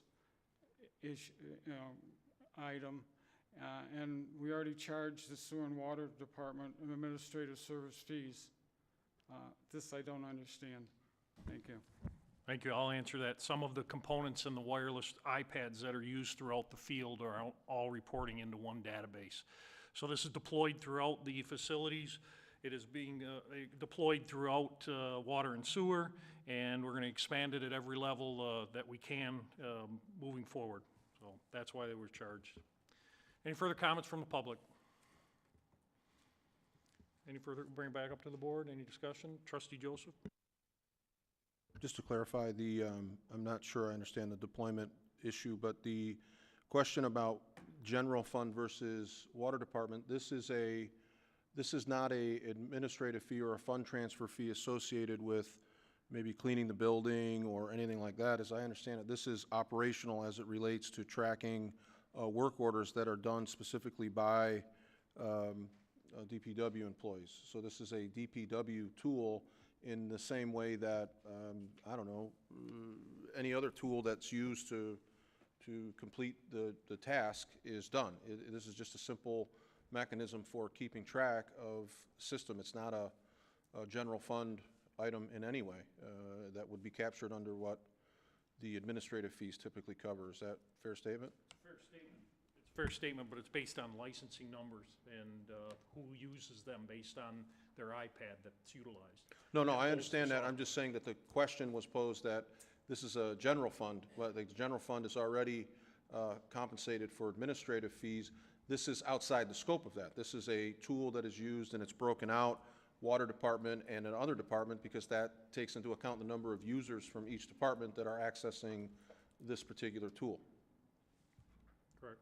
Okay. Any further comments from the board? I have a motion by trustee Demink, supported by Supervisor Kersten, to approve 10C. Deputy Nyza. Trustee Demink. Aye. Supervisor Kersten. Aye. Treasurer Elliott. Aye. Trustee Anderson. Aye. Trustee Joseph. Aye. Trustee Vosberg. Aye. Item 10D.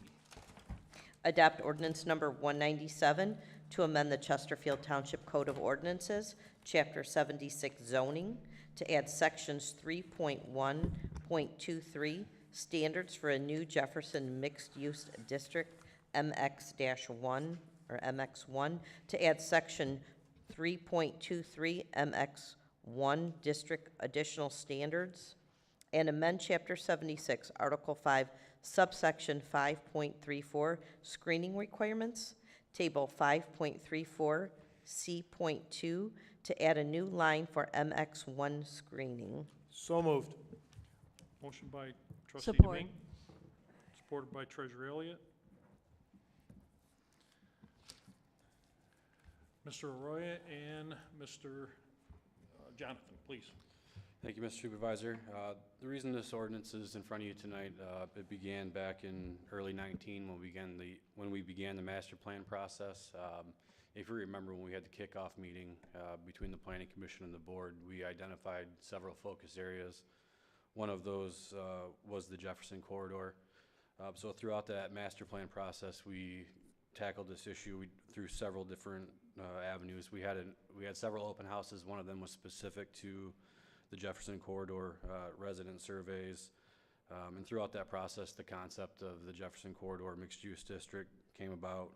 I believe all of you have seen this before, the concept with the master plan adoption, the additional joint meeting. It was discussed at the Planning Commission public hearing for the adoption of the master plan. So then we get to the point where we start taking action on the goals and objectives of the master plan, which were to draft this ordinance. So the Planning Commission has been working on this. They did hold the public hearing on it a couple meetings ago.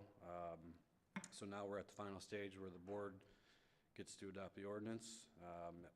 We can answer any questions, and I also have Mr. Arroyo here. He can walk through some of the specifics of the ordinance, and we can both answer any questions.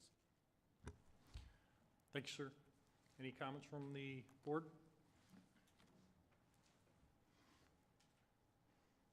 Comments from the public?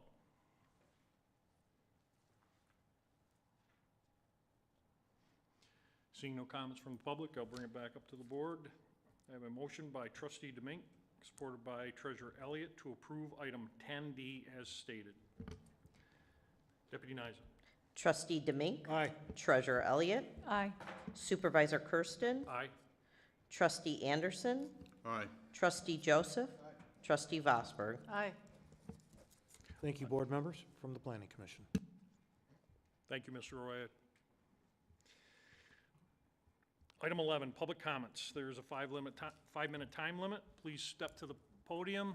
If you would, please state your name for the record, and the time limit will begin when you speak.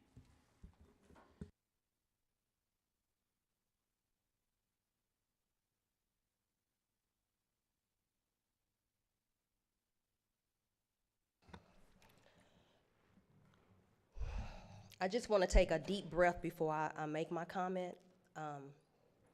There was a ordinance that we passed at the last meeting, and I actually wrote a letter to the board, and it's the first time I ever wrote a letter to the board.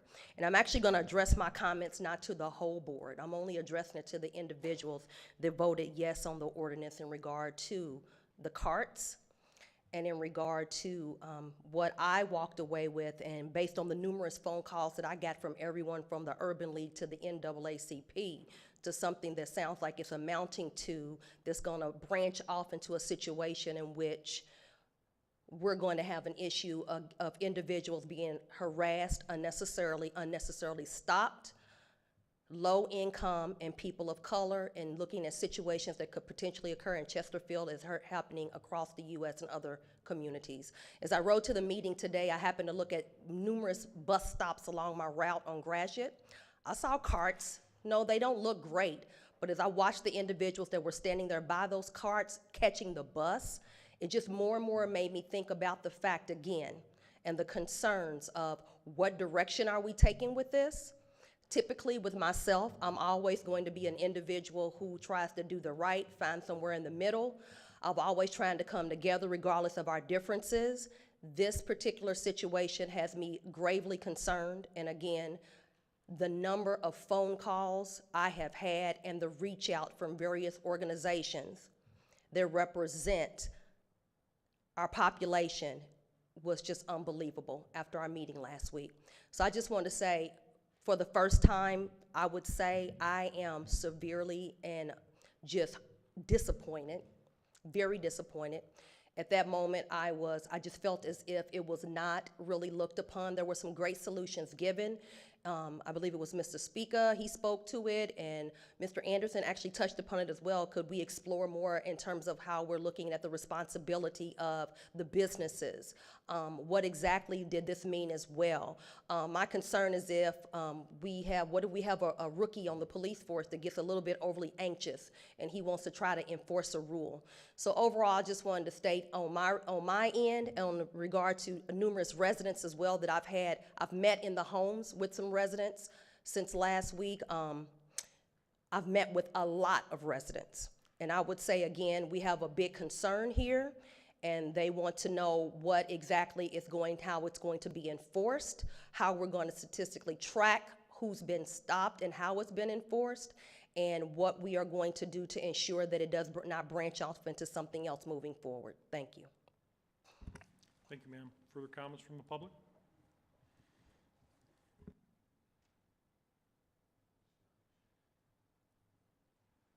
Paul LaFata, 48055 Maryland. Sat through a budget presentation at the last board meeting that lasted almost 30 minutes. The 2022 budget approved by 5 members of the Township Board has a cumulative annual deficit of $3.5 million, with an additional deficit of $400,000 added in the first quarter of this year for the sidewalk program. The presentation did not focus on financial performance metrics, return on investment for equipment, technology purchases, implementation of plant and moran sewer and water study for cost reductions. The presentation was chock full of Accovetti glitter projects, and let's think about taking out $8 million in bonds to pay for what we need. Supervisor Accovetti reduced public safety millage by 0.5 mils.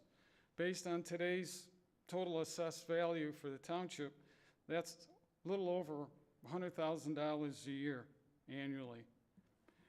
Taking consideration the money that was transferred in the 2021 budget totals about $500,000. That money could have gone towards the necessary repairs for the parking lot and the water leaks in the dispatch area. I don't know why we don't look at what we do, and it looks like we're more political than we are business-minded, and how we spend funds and what we do with them.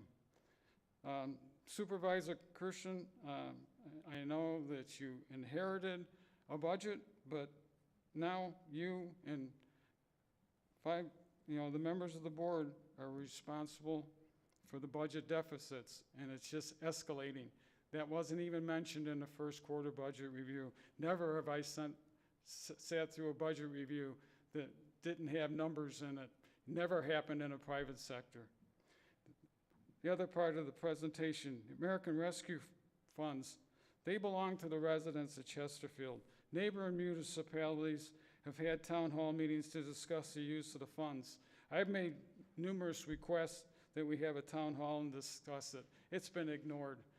The way the township board in a 5-2 vote's been spending money, I'm a little nervous on how that's going to be spent. There was an issue that was caught on the bill run for treasurer overdraft charges. The treasurer is responsible and accountable for the day-to-day operation of the Treasury Department. Blaming Ellen Clark for the failure that occurred 2 months after her retirement lacks character. After talking to Ellen personally, the acquisition that Ellen was responsible was not truthful.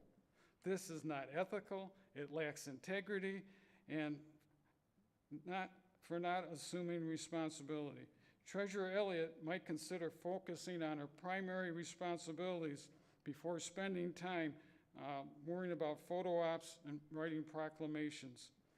There's money and there's politics and the continued quality of life for the residents of Chesterfield. Supervisor Kersten refused to post the environmental implementation plan on the township website.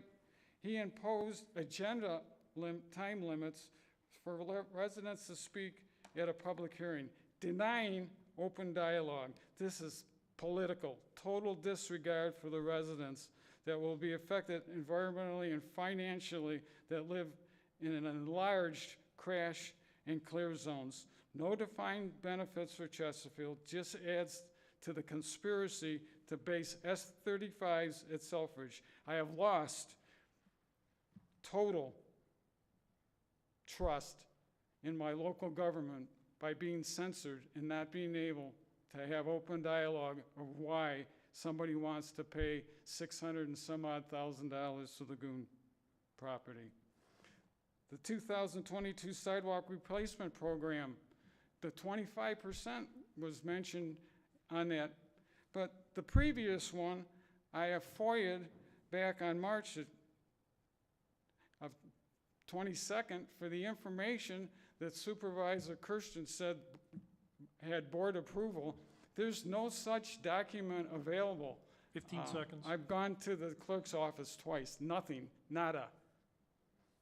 The lease on the school, it's being postponed, that's good. But I would consider, if you really want to poll the residents, put the cost for Parks and Rec, a really good program, on the August ballot. That'll prove to everybody whether the residents really Time's want. up. Time's up. Thank you, sir. Yeah. Any further comments?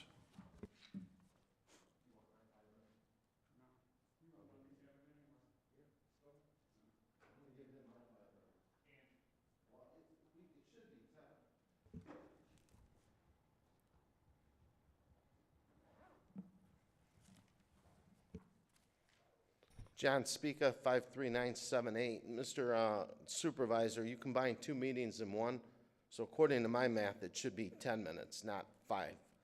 Good evening, board members and Chesterfield Township residents. At the March 22nd meeting, I brought up how financially stable and solid Chesterfield Township was under former Supervisor Mike Lovelock. My statement was not an opinion. It was based on facts and data from Plant Moran. Clerk Berry made a statement that said we had a supervisor that literally was robbing us blind, referring to former Supervisor Mike Lovelock. This statement is an outright lie.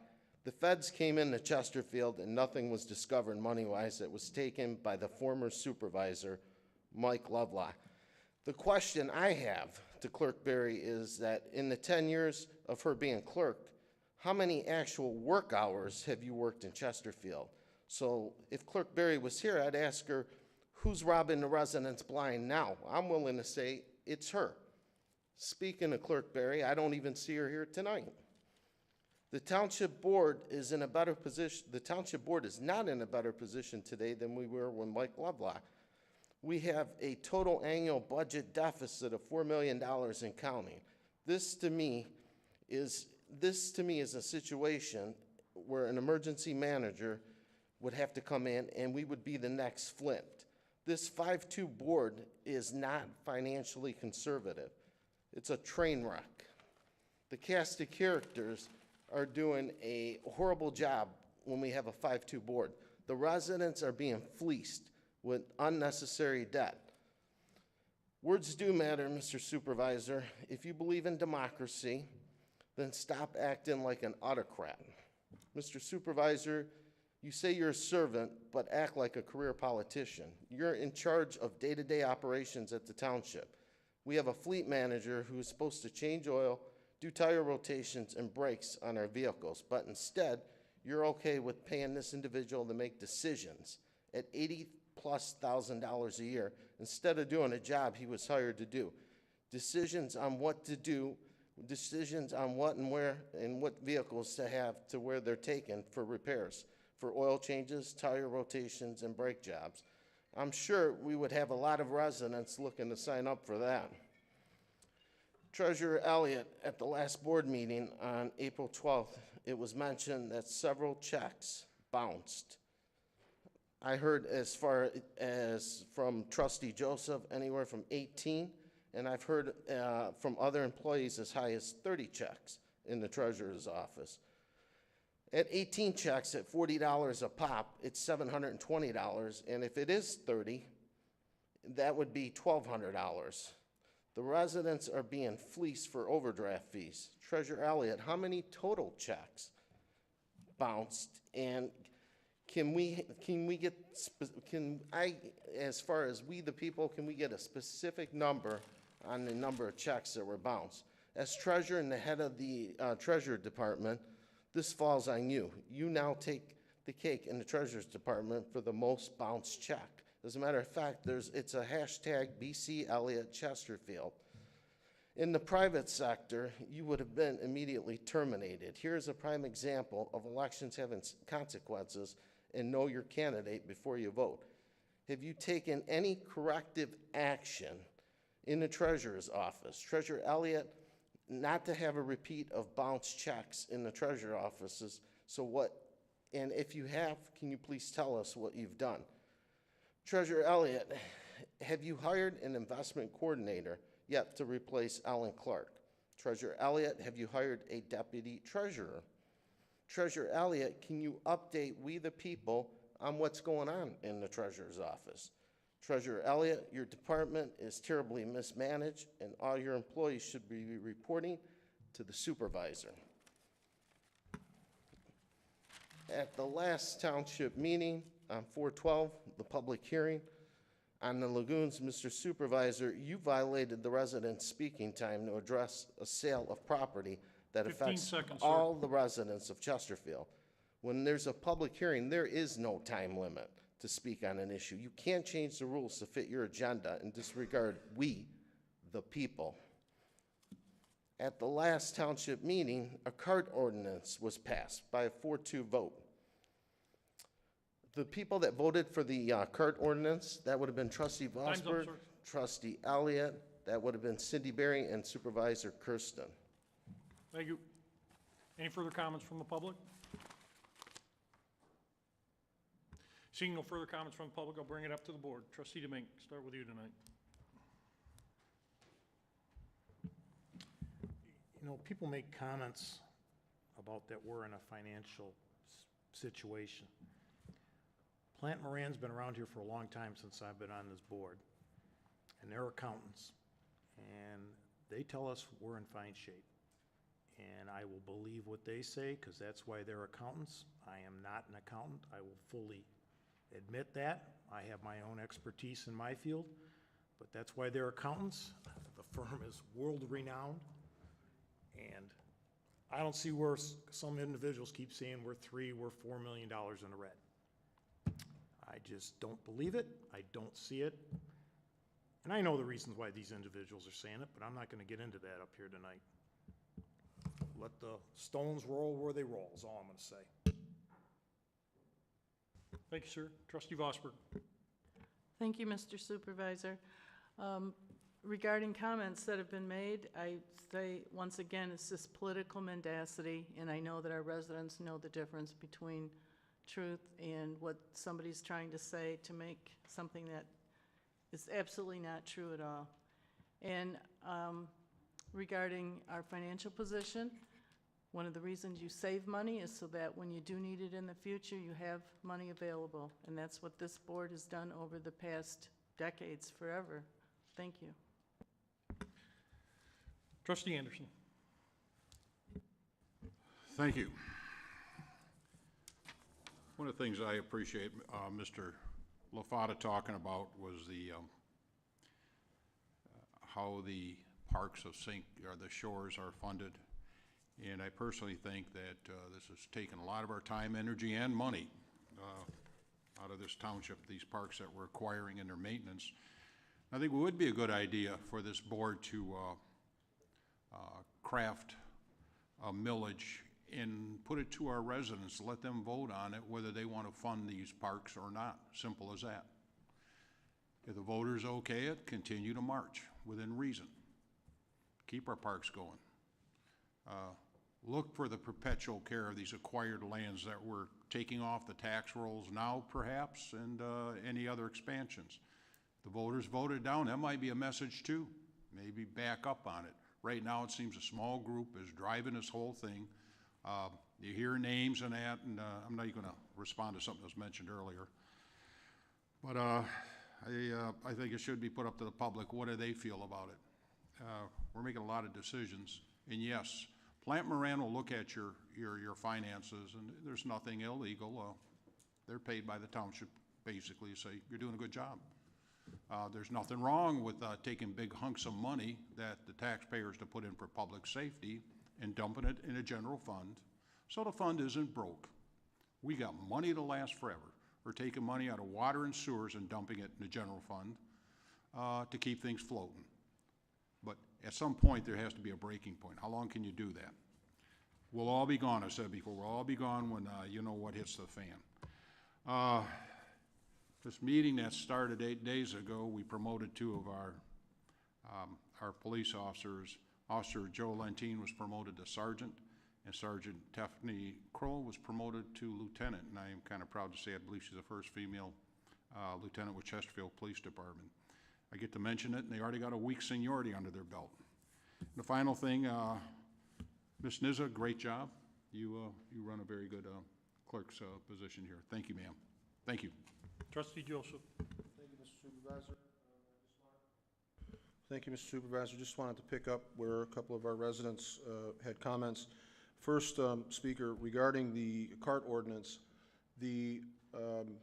following the meeting, I received 2 emails specific to the cart ordinance, and one was from a business owner in the community who took issue with what he perceived to be my lack of support of Gary DeMasters, and he felt that Mr. DeMasters had done an excellent job of bringing forward to the board his proposed idea to solve a problem. And then the other email that I received, as the speaker indicated, really didn't pertain to me, so I'll leave that one alone. But in terms of the overall ordinance, what we approved was a first publication, and what we approved was the ability to have a further discussion about whether or not we'd like to tweak that ordinance. And so for Mr. DeMasters to bring forward a problem with a solution is noble, and I appreciate his work. He did a lot of investigation. He talked with our attorney, and he looked at neighboring communities and how they resolved the problem with blight, and not even blight. The carts that are stacked up near the roadway are problematic because if they blow into traffic, we have real problems. My issue with the ordinance as it was proposed would in some ways potentially require the township to go and pick up the carts.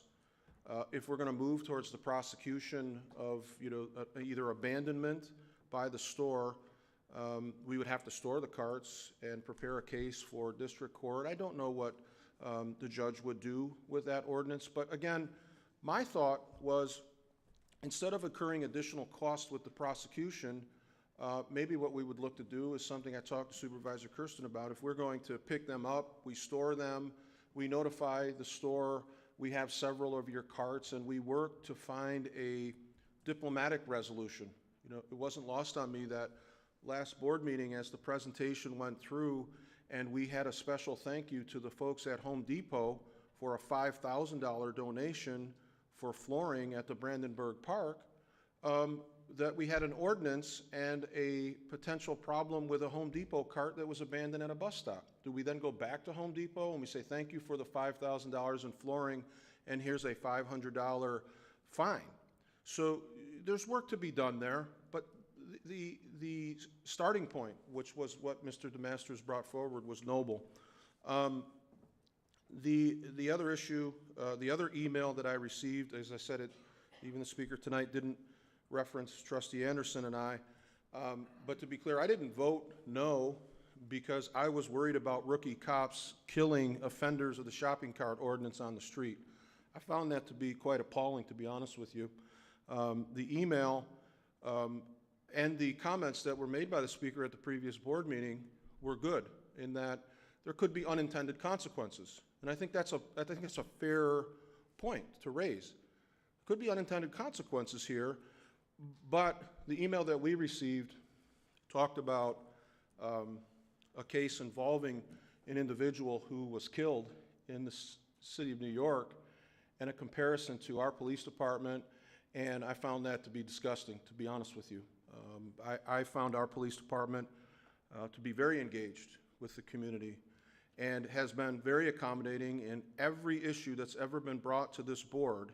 And the idea that one individual presents themselves as the lone defense safety net between this board and racial calamity was really insulting, because we don't operate that way.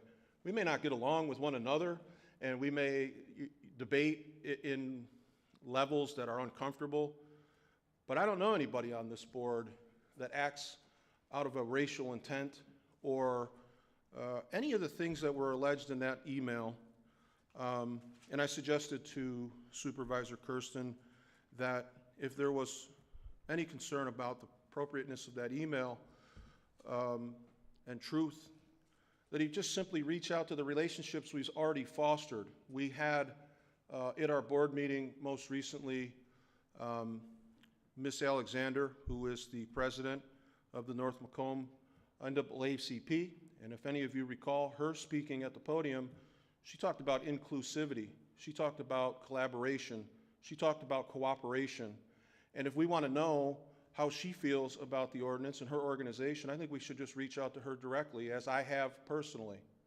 The other individual who, Mr. Kersten, I know you know well, Valerie Hamilton, who is the president of the other organization that was referenced in our email. These are community leaders who are looking to foster a relationship with this board, not play gotcha with I see Eric Garner in your ordinance, and I'm worried about overzealous police officers, and somehow I'm no longer willing to bridge the gap between the people I represent, and that was really uncalled for. It was really uncalled for, and you closed the email with a line that said something to the effect, now I can't breathe. Now, as I said, I don't have the email in front of me. It included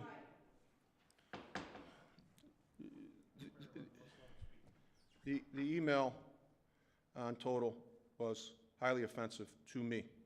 Other board members can do what they want.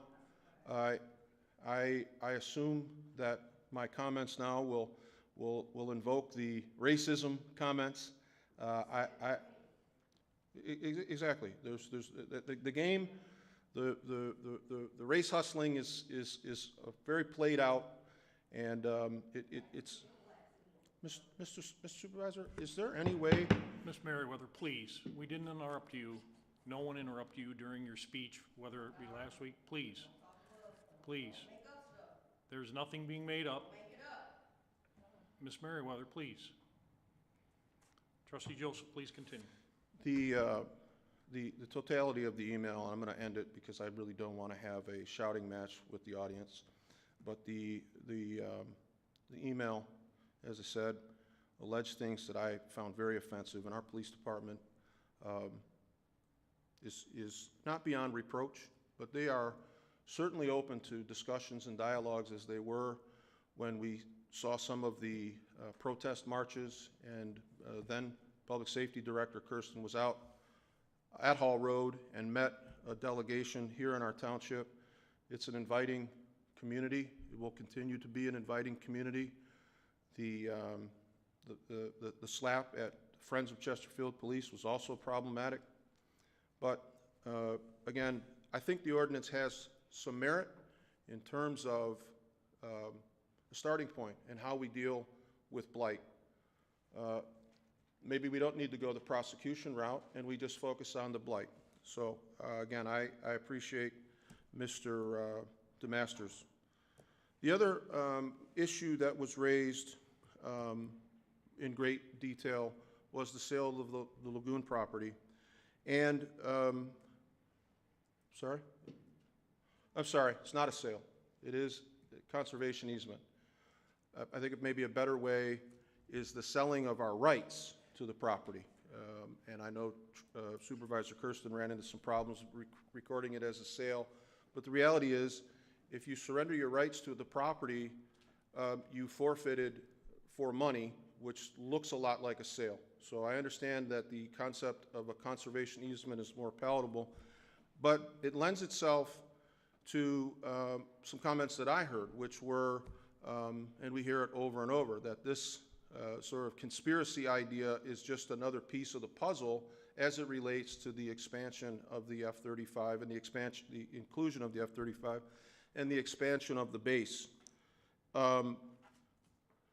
I was even challenged because I voted against the Monarch Proclamation a month ago, and I thought I had declared why I thought that was not a board action, but then I was advised today that the base council had a meeting, and no, Trustee Joseph, you weren't wrong. The Monarch Proclamation was part of the marketing campaign, and so what we call the conservation easement project is now being referred to as Monarch Meadows. So clearly it fits with those who say that this is a scripted and concerted effort to basically expand the base. And I appreciate those who say the base has been here for 100 years and your house was built in the 80s, you built next to the base. I agree with that, but you built next to a base that had a defined perimeter. And so if the base enlarges its footprint, then you have a different Chesterfield. And I think we can see clearly there are a number of politicians and individuals from outside the community and inside the community who believe in the expansion of the base and what I think will eventually be a wholesale liquidation of the south end of our township. Representative Hornberger announced a budget project that she's working on to secure $6.1 million of state revenue to protect the base from encroachment from neighboring communities, to protect the base operations from encroachment. If all $6.1 million of the property purchases occurred in Chesterfield, or whatever percentage should eventually come our way, if it's $6.1 million in property, that's $6.1 million of property that go off the tax rolls for Chesterfield. And if the argument is we're supposed to pitch in and help the base, what does the township get? And as somebody said, I don't care about Highland Park, I represent Chesterfield. To that end, I see the same thing occurring here. I represent Chesterfield. So if the base expands and we lose revenue on the south end, is it unreasonable to say, we had the base council president talk about $1 billion of revenue generated by a vibrant Selfridge. We passed a resolution to talk about $700 million. Is it so outrageous to say to those that are willing to take over operations in the county and secure land here, could we get our roads fixed? Can residents who can't make it out of their subdivision and they're pleading with the county for an opportunity to engage in a 60-40 split with us paying the 60?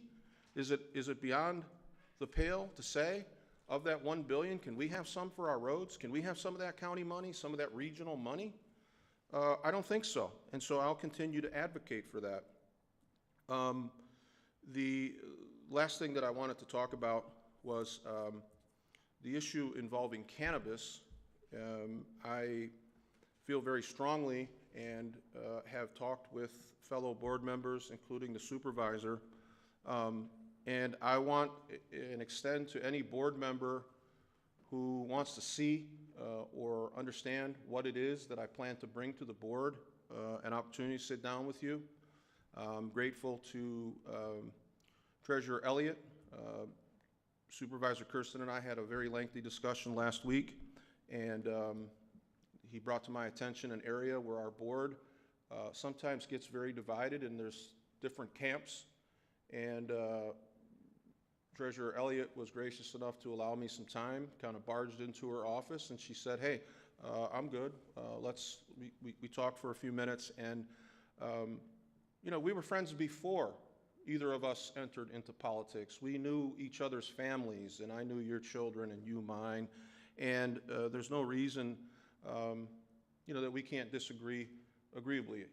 That some of the comments that I've made, you know, come out of a you know, really ugly place. There's no other way to say it, and I don't want to bog down our board with personal things. We've done that. We've been there, and there's room. There's room to debate and discuss, and I appreciate you giving me those few minutes. I don't know that I'll be any easier on the areas we disagree on, but we can be more respectful, and I appreciate you taking the time with me. We do have a lot of things coming up that are going to be difficult, and the acquisition of the park building is tough because, as people have talked about, money is really something that we need to see. And so postponing it to get a more insight on the programming, I think was a wise move, and I'm glad that we did it. And then in final, congratulations and best wishes and Godspeed to Officer LeBeau, who comes home tomorrow, and keep him in your prayers. He has a very long recovery ahead of him, and he is targeted, you know, return to the police force, which is a very it's a very good and strong goal, and he's well aware of the rehab that it's going to take to get back to his, you know, pre-COVID duties. And I applaud him and his family and this department that I love dearly. And you know, I don't know of any rookies out there overzealous or even accidentally engaging in the kinds of things that we heard and read in that email. Absolutely despicable. Thank you. Treasurer Elliott. Thank you, Mr. Supervisor. First of all, just want to kind of start off with, glad to see that, I want to thank Josh for going to the meeting about the Phragmites and getting those, started to get those under control. Did read the letter here, and sounds very promising. They are going to be doing a program that will be a drowning program. It will not, over in the Salt River area, and it will not involve any chemicals, so I'm excited to see, and hopefully they have great success over there. I want to thank the board for the Arbor Day proclamation. Hopefully we can get back into being Tree City again, and I also wanted to acknowledge an email that I received from the Public Affairs Office at Selfridge Air National Guard. Just to let you know, they did some research, and they found that from the purchasing cards on the base that nearly $1.5 million was spent in Macomb County this past year. $395,985 was spent in Chesterfield at stores such as Lowe's, and actually a couple of small contractors and BJ's and various stores like that. Regarding the youth center, if anybody, it is almost not usable.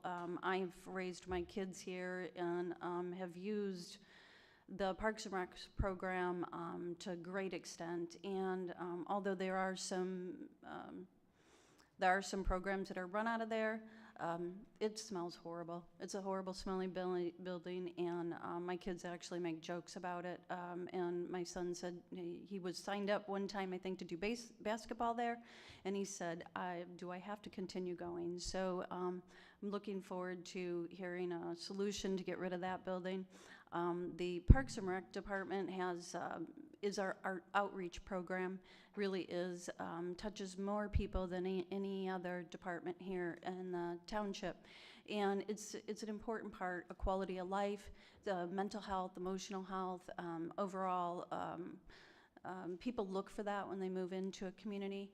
And so this plan to get the building is probably a good middle road from where we're at now and what people want over, something like Macomb Township. I do believe that we can probably do a little bit more work with the Parks and Rec Department and finding out how much of their revenue in the programming will offset costs. And to the supervisor's comments about that building being run remotely, Brandenburg Park is basically run remotely already. Regarding the shopping cart ordinance, I appreciate Ms. Merriweather's comments. I appreciated her email. I did I did call her this weekend. She didn't return my call to have a discussion. I'm hoping that we can encourage the local department stores to develop programs or install locking wheel carts. My husband, when I came home, talked to him about him. He's an electrician. He worked at the Myers on 7 Mile, and they placed some sort of underground cable that, and he showed me a YouTube video online where the wheels will lock, and that keeps the carts within certain boundaries. So if you think of Myers or Target or where have you. I live off of the Gratiot Corridor, so anything to do with the Gratiot Corridor I'm very passionate about, and especially because I live on the south side of 23 Mile. So when I pull out of my neighborhood, I pull off at Telstar, and so I went to church on Sunday for Easter. The church that I attend is at Carriageway, and in that short drive, counted the shopping carts that were along both sides of the road, randomly, not just at the bus stop, but they were also in front of other retailers. And there was 15 of them up and down there, laying upside down, laying all over the place.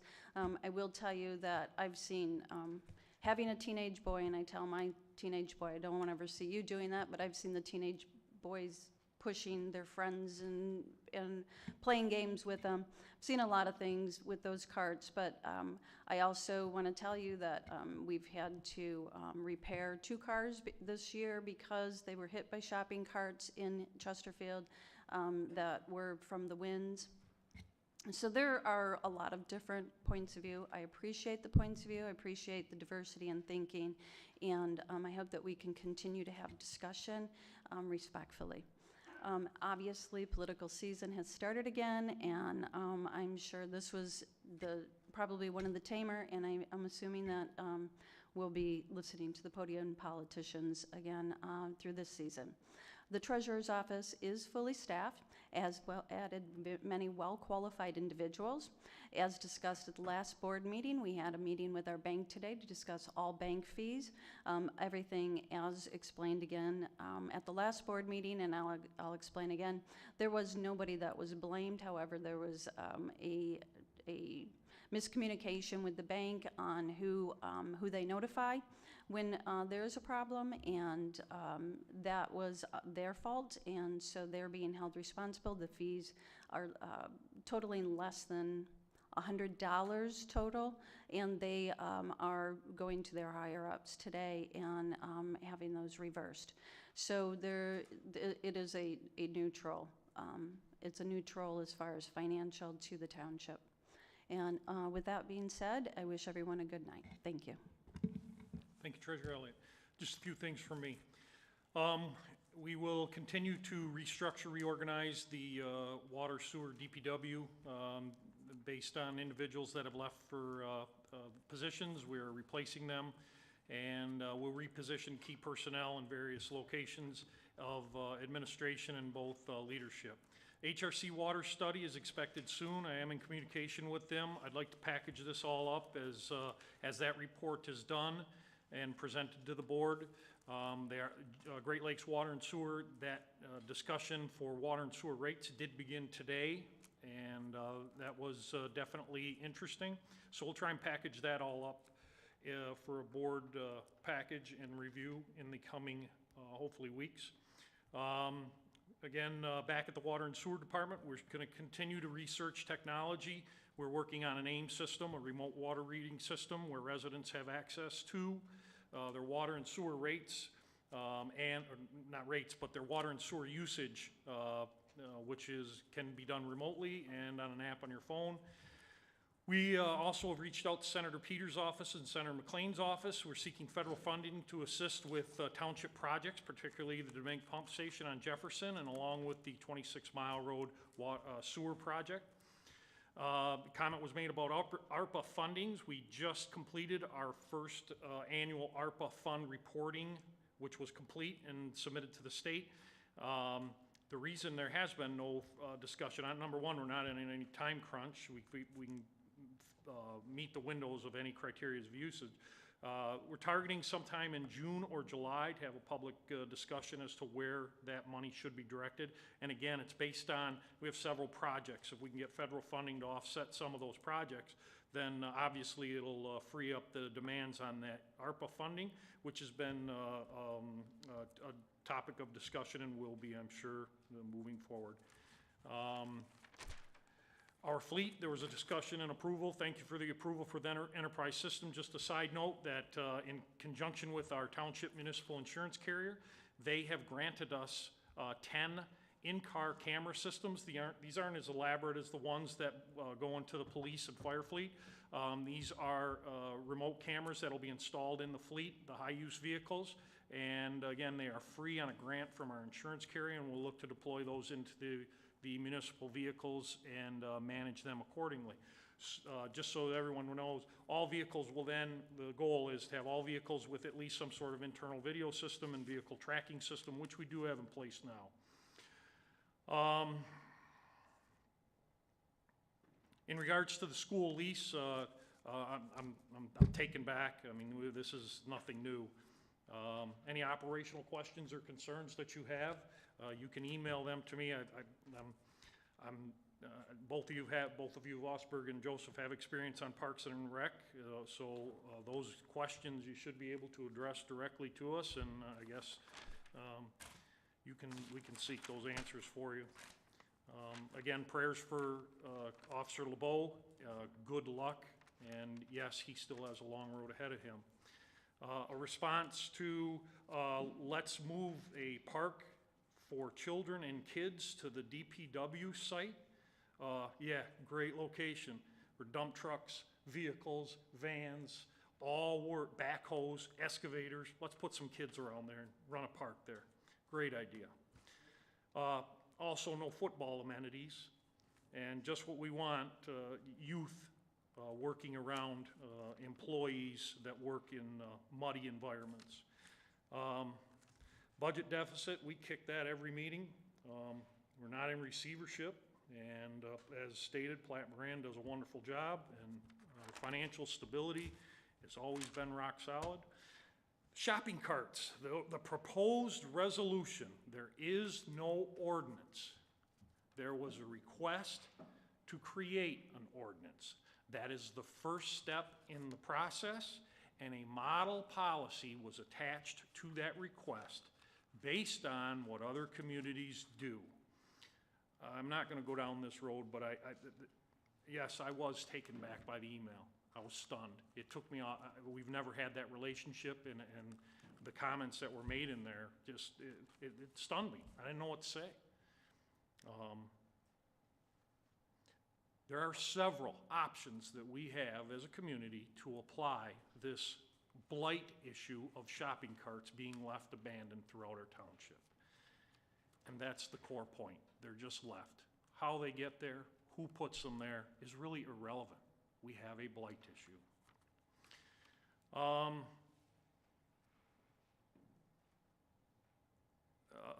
Parks and Rec, I'm gonna go back to it. Prior to me being appointed supervisor, there was several opportunities for individuals to introduce requests for millages, or a SAD for Parks and Rec, and it never happened until all of a sudden now we have an opportunity to take a school under our wing and give the program an opportunity, and all of a sudden, there's a budget crisis. I find that self-serving and problematic. And again, as was stated, yes, it is a conservation easement that is going to be discussed and negotiated. There are several layers to that, that none of it has taken place yet, and the proper term of conservation easement should be used moving forward. I improperly described it as a lease. With that being said, I'll take a motion to adjourn at 7:57. Motion to adjourn by trustee Demink, supported by treasurer Elliott. All those in favor? Aye. Opposed? Meeting's adjourned. Thank you very much.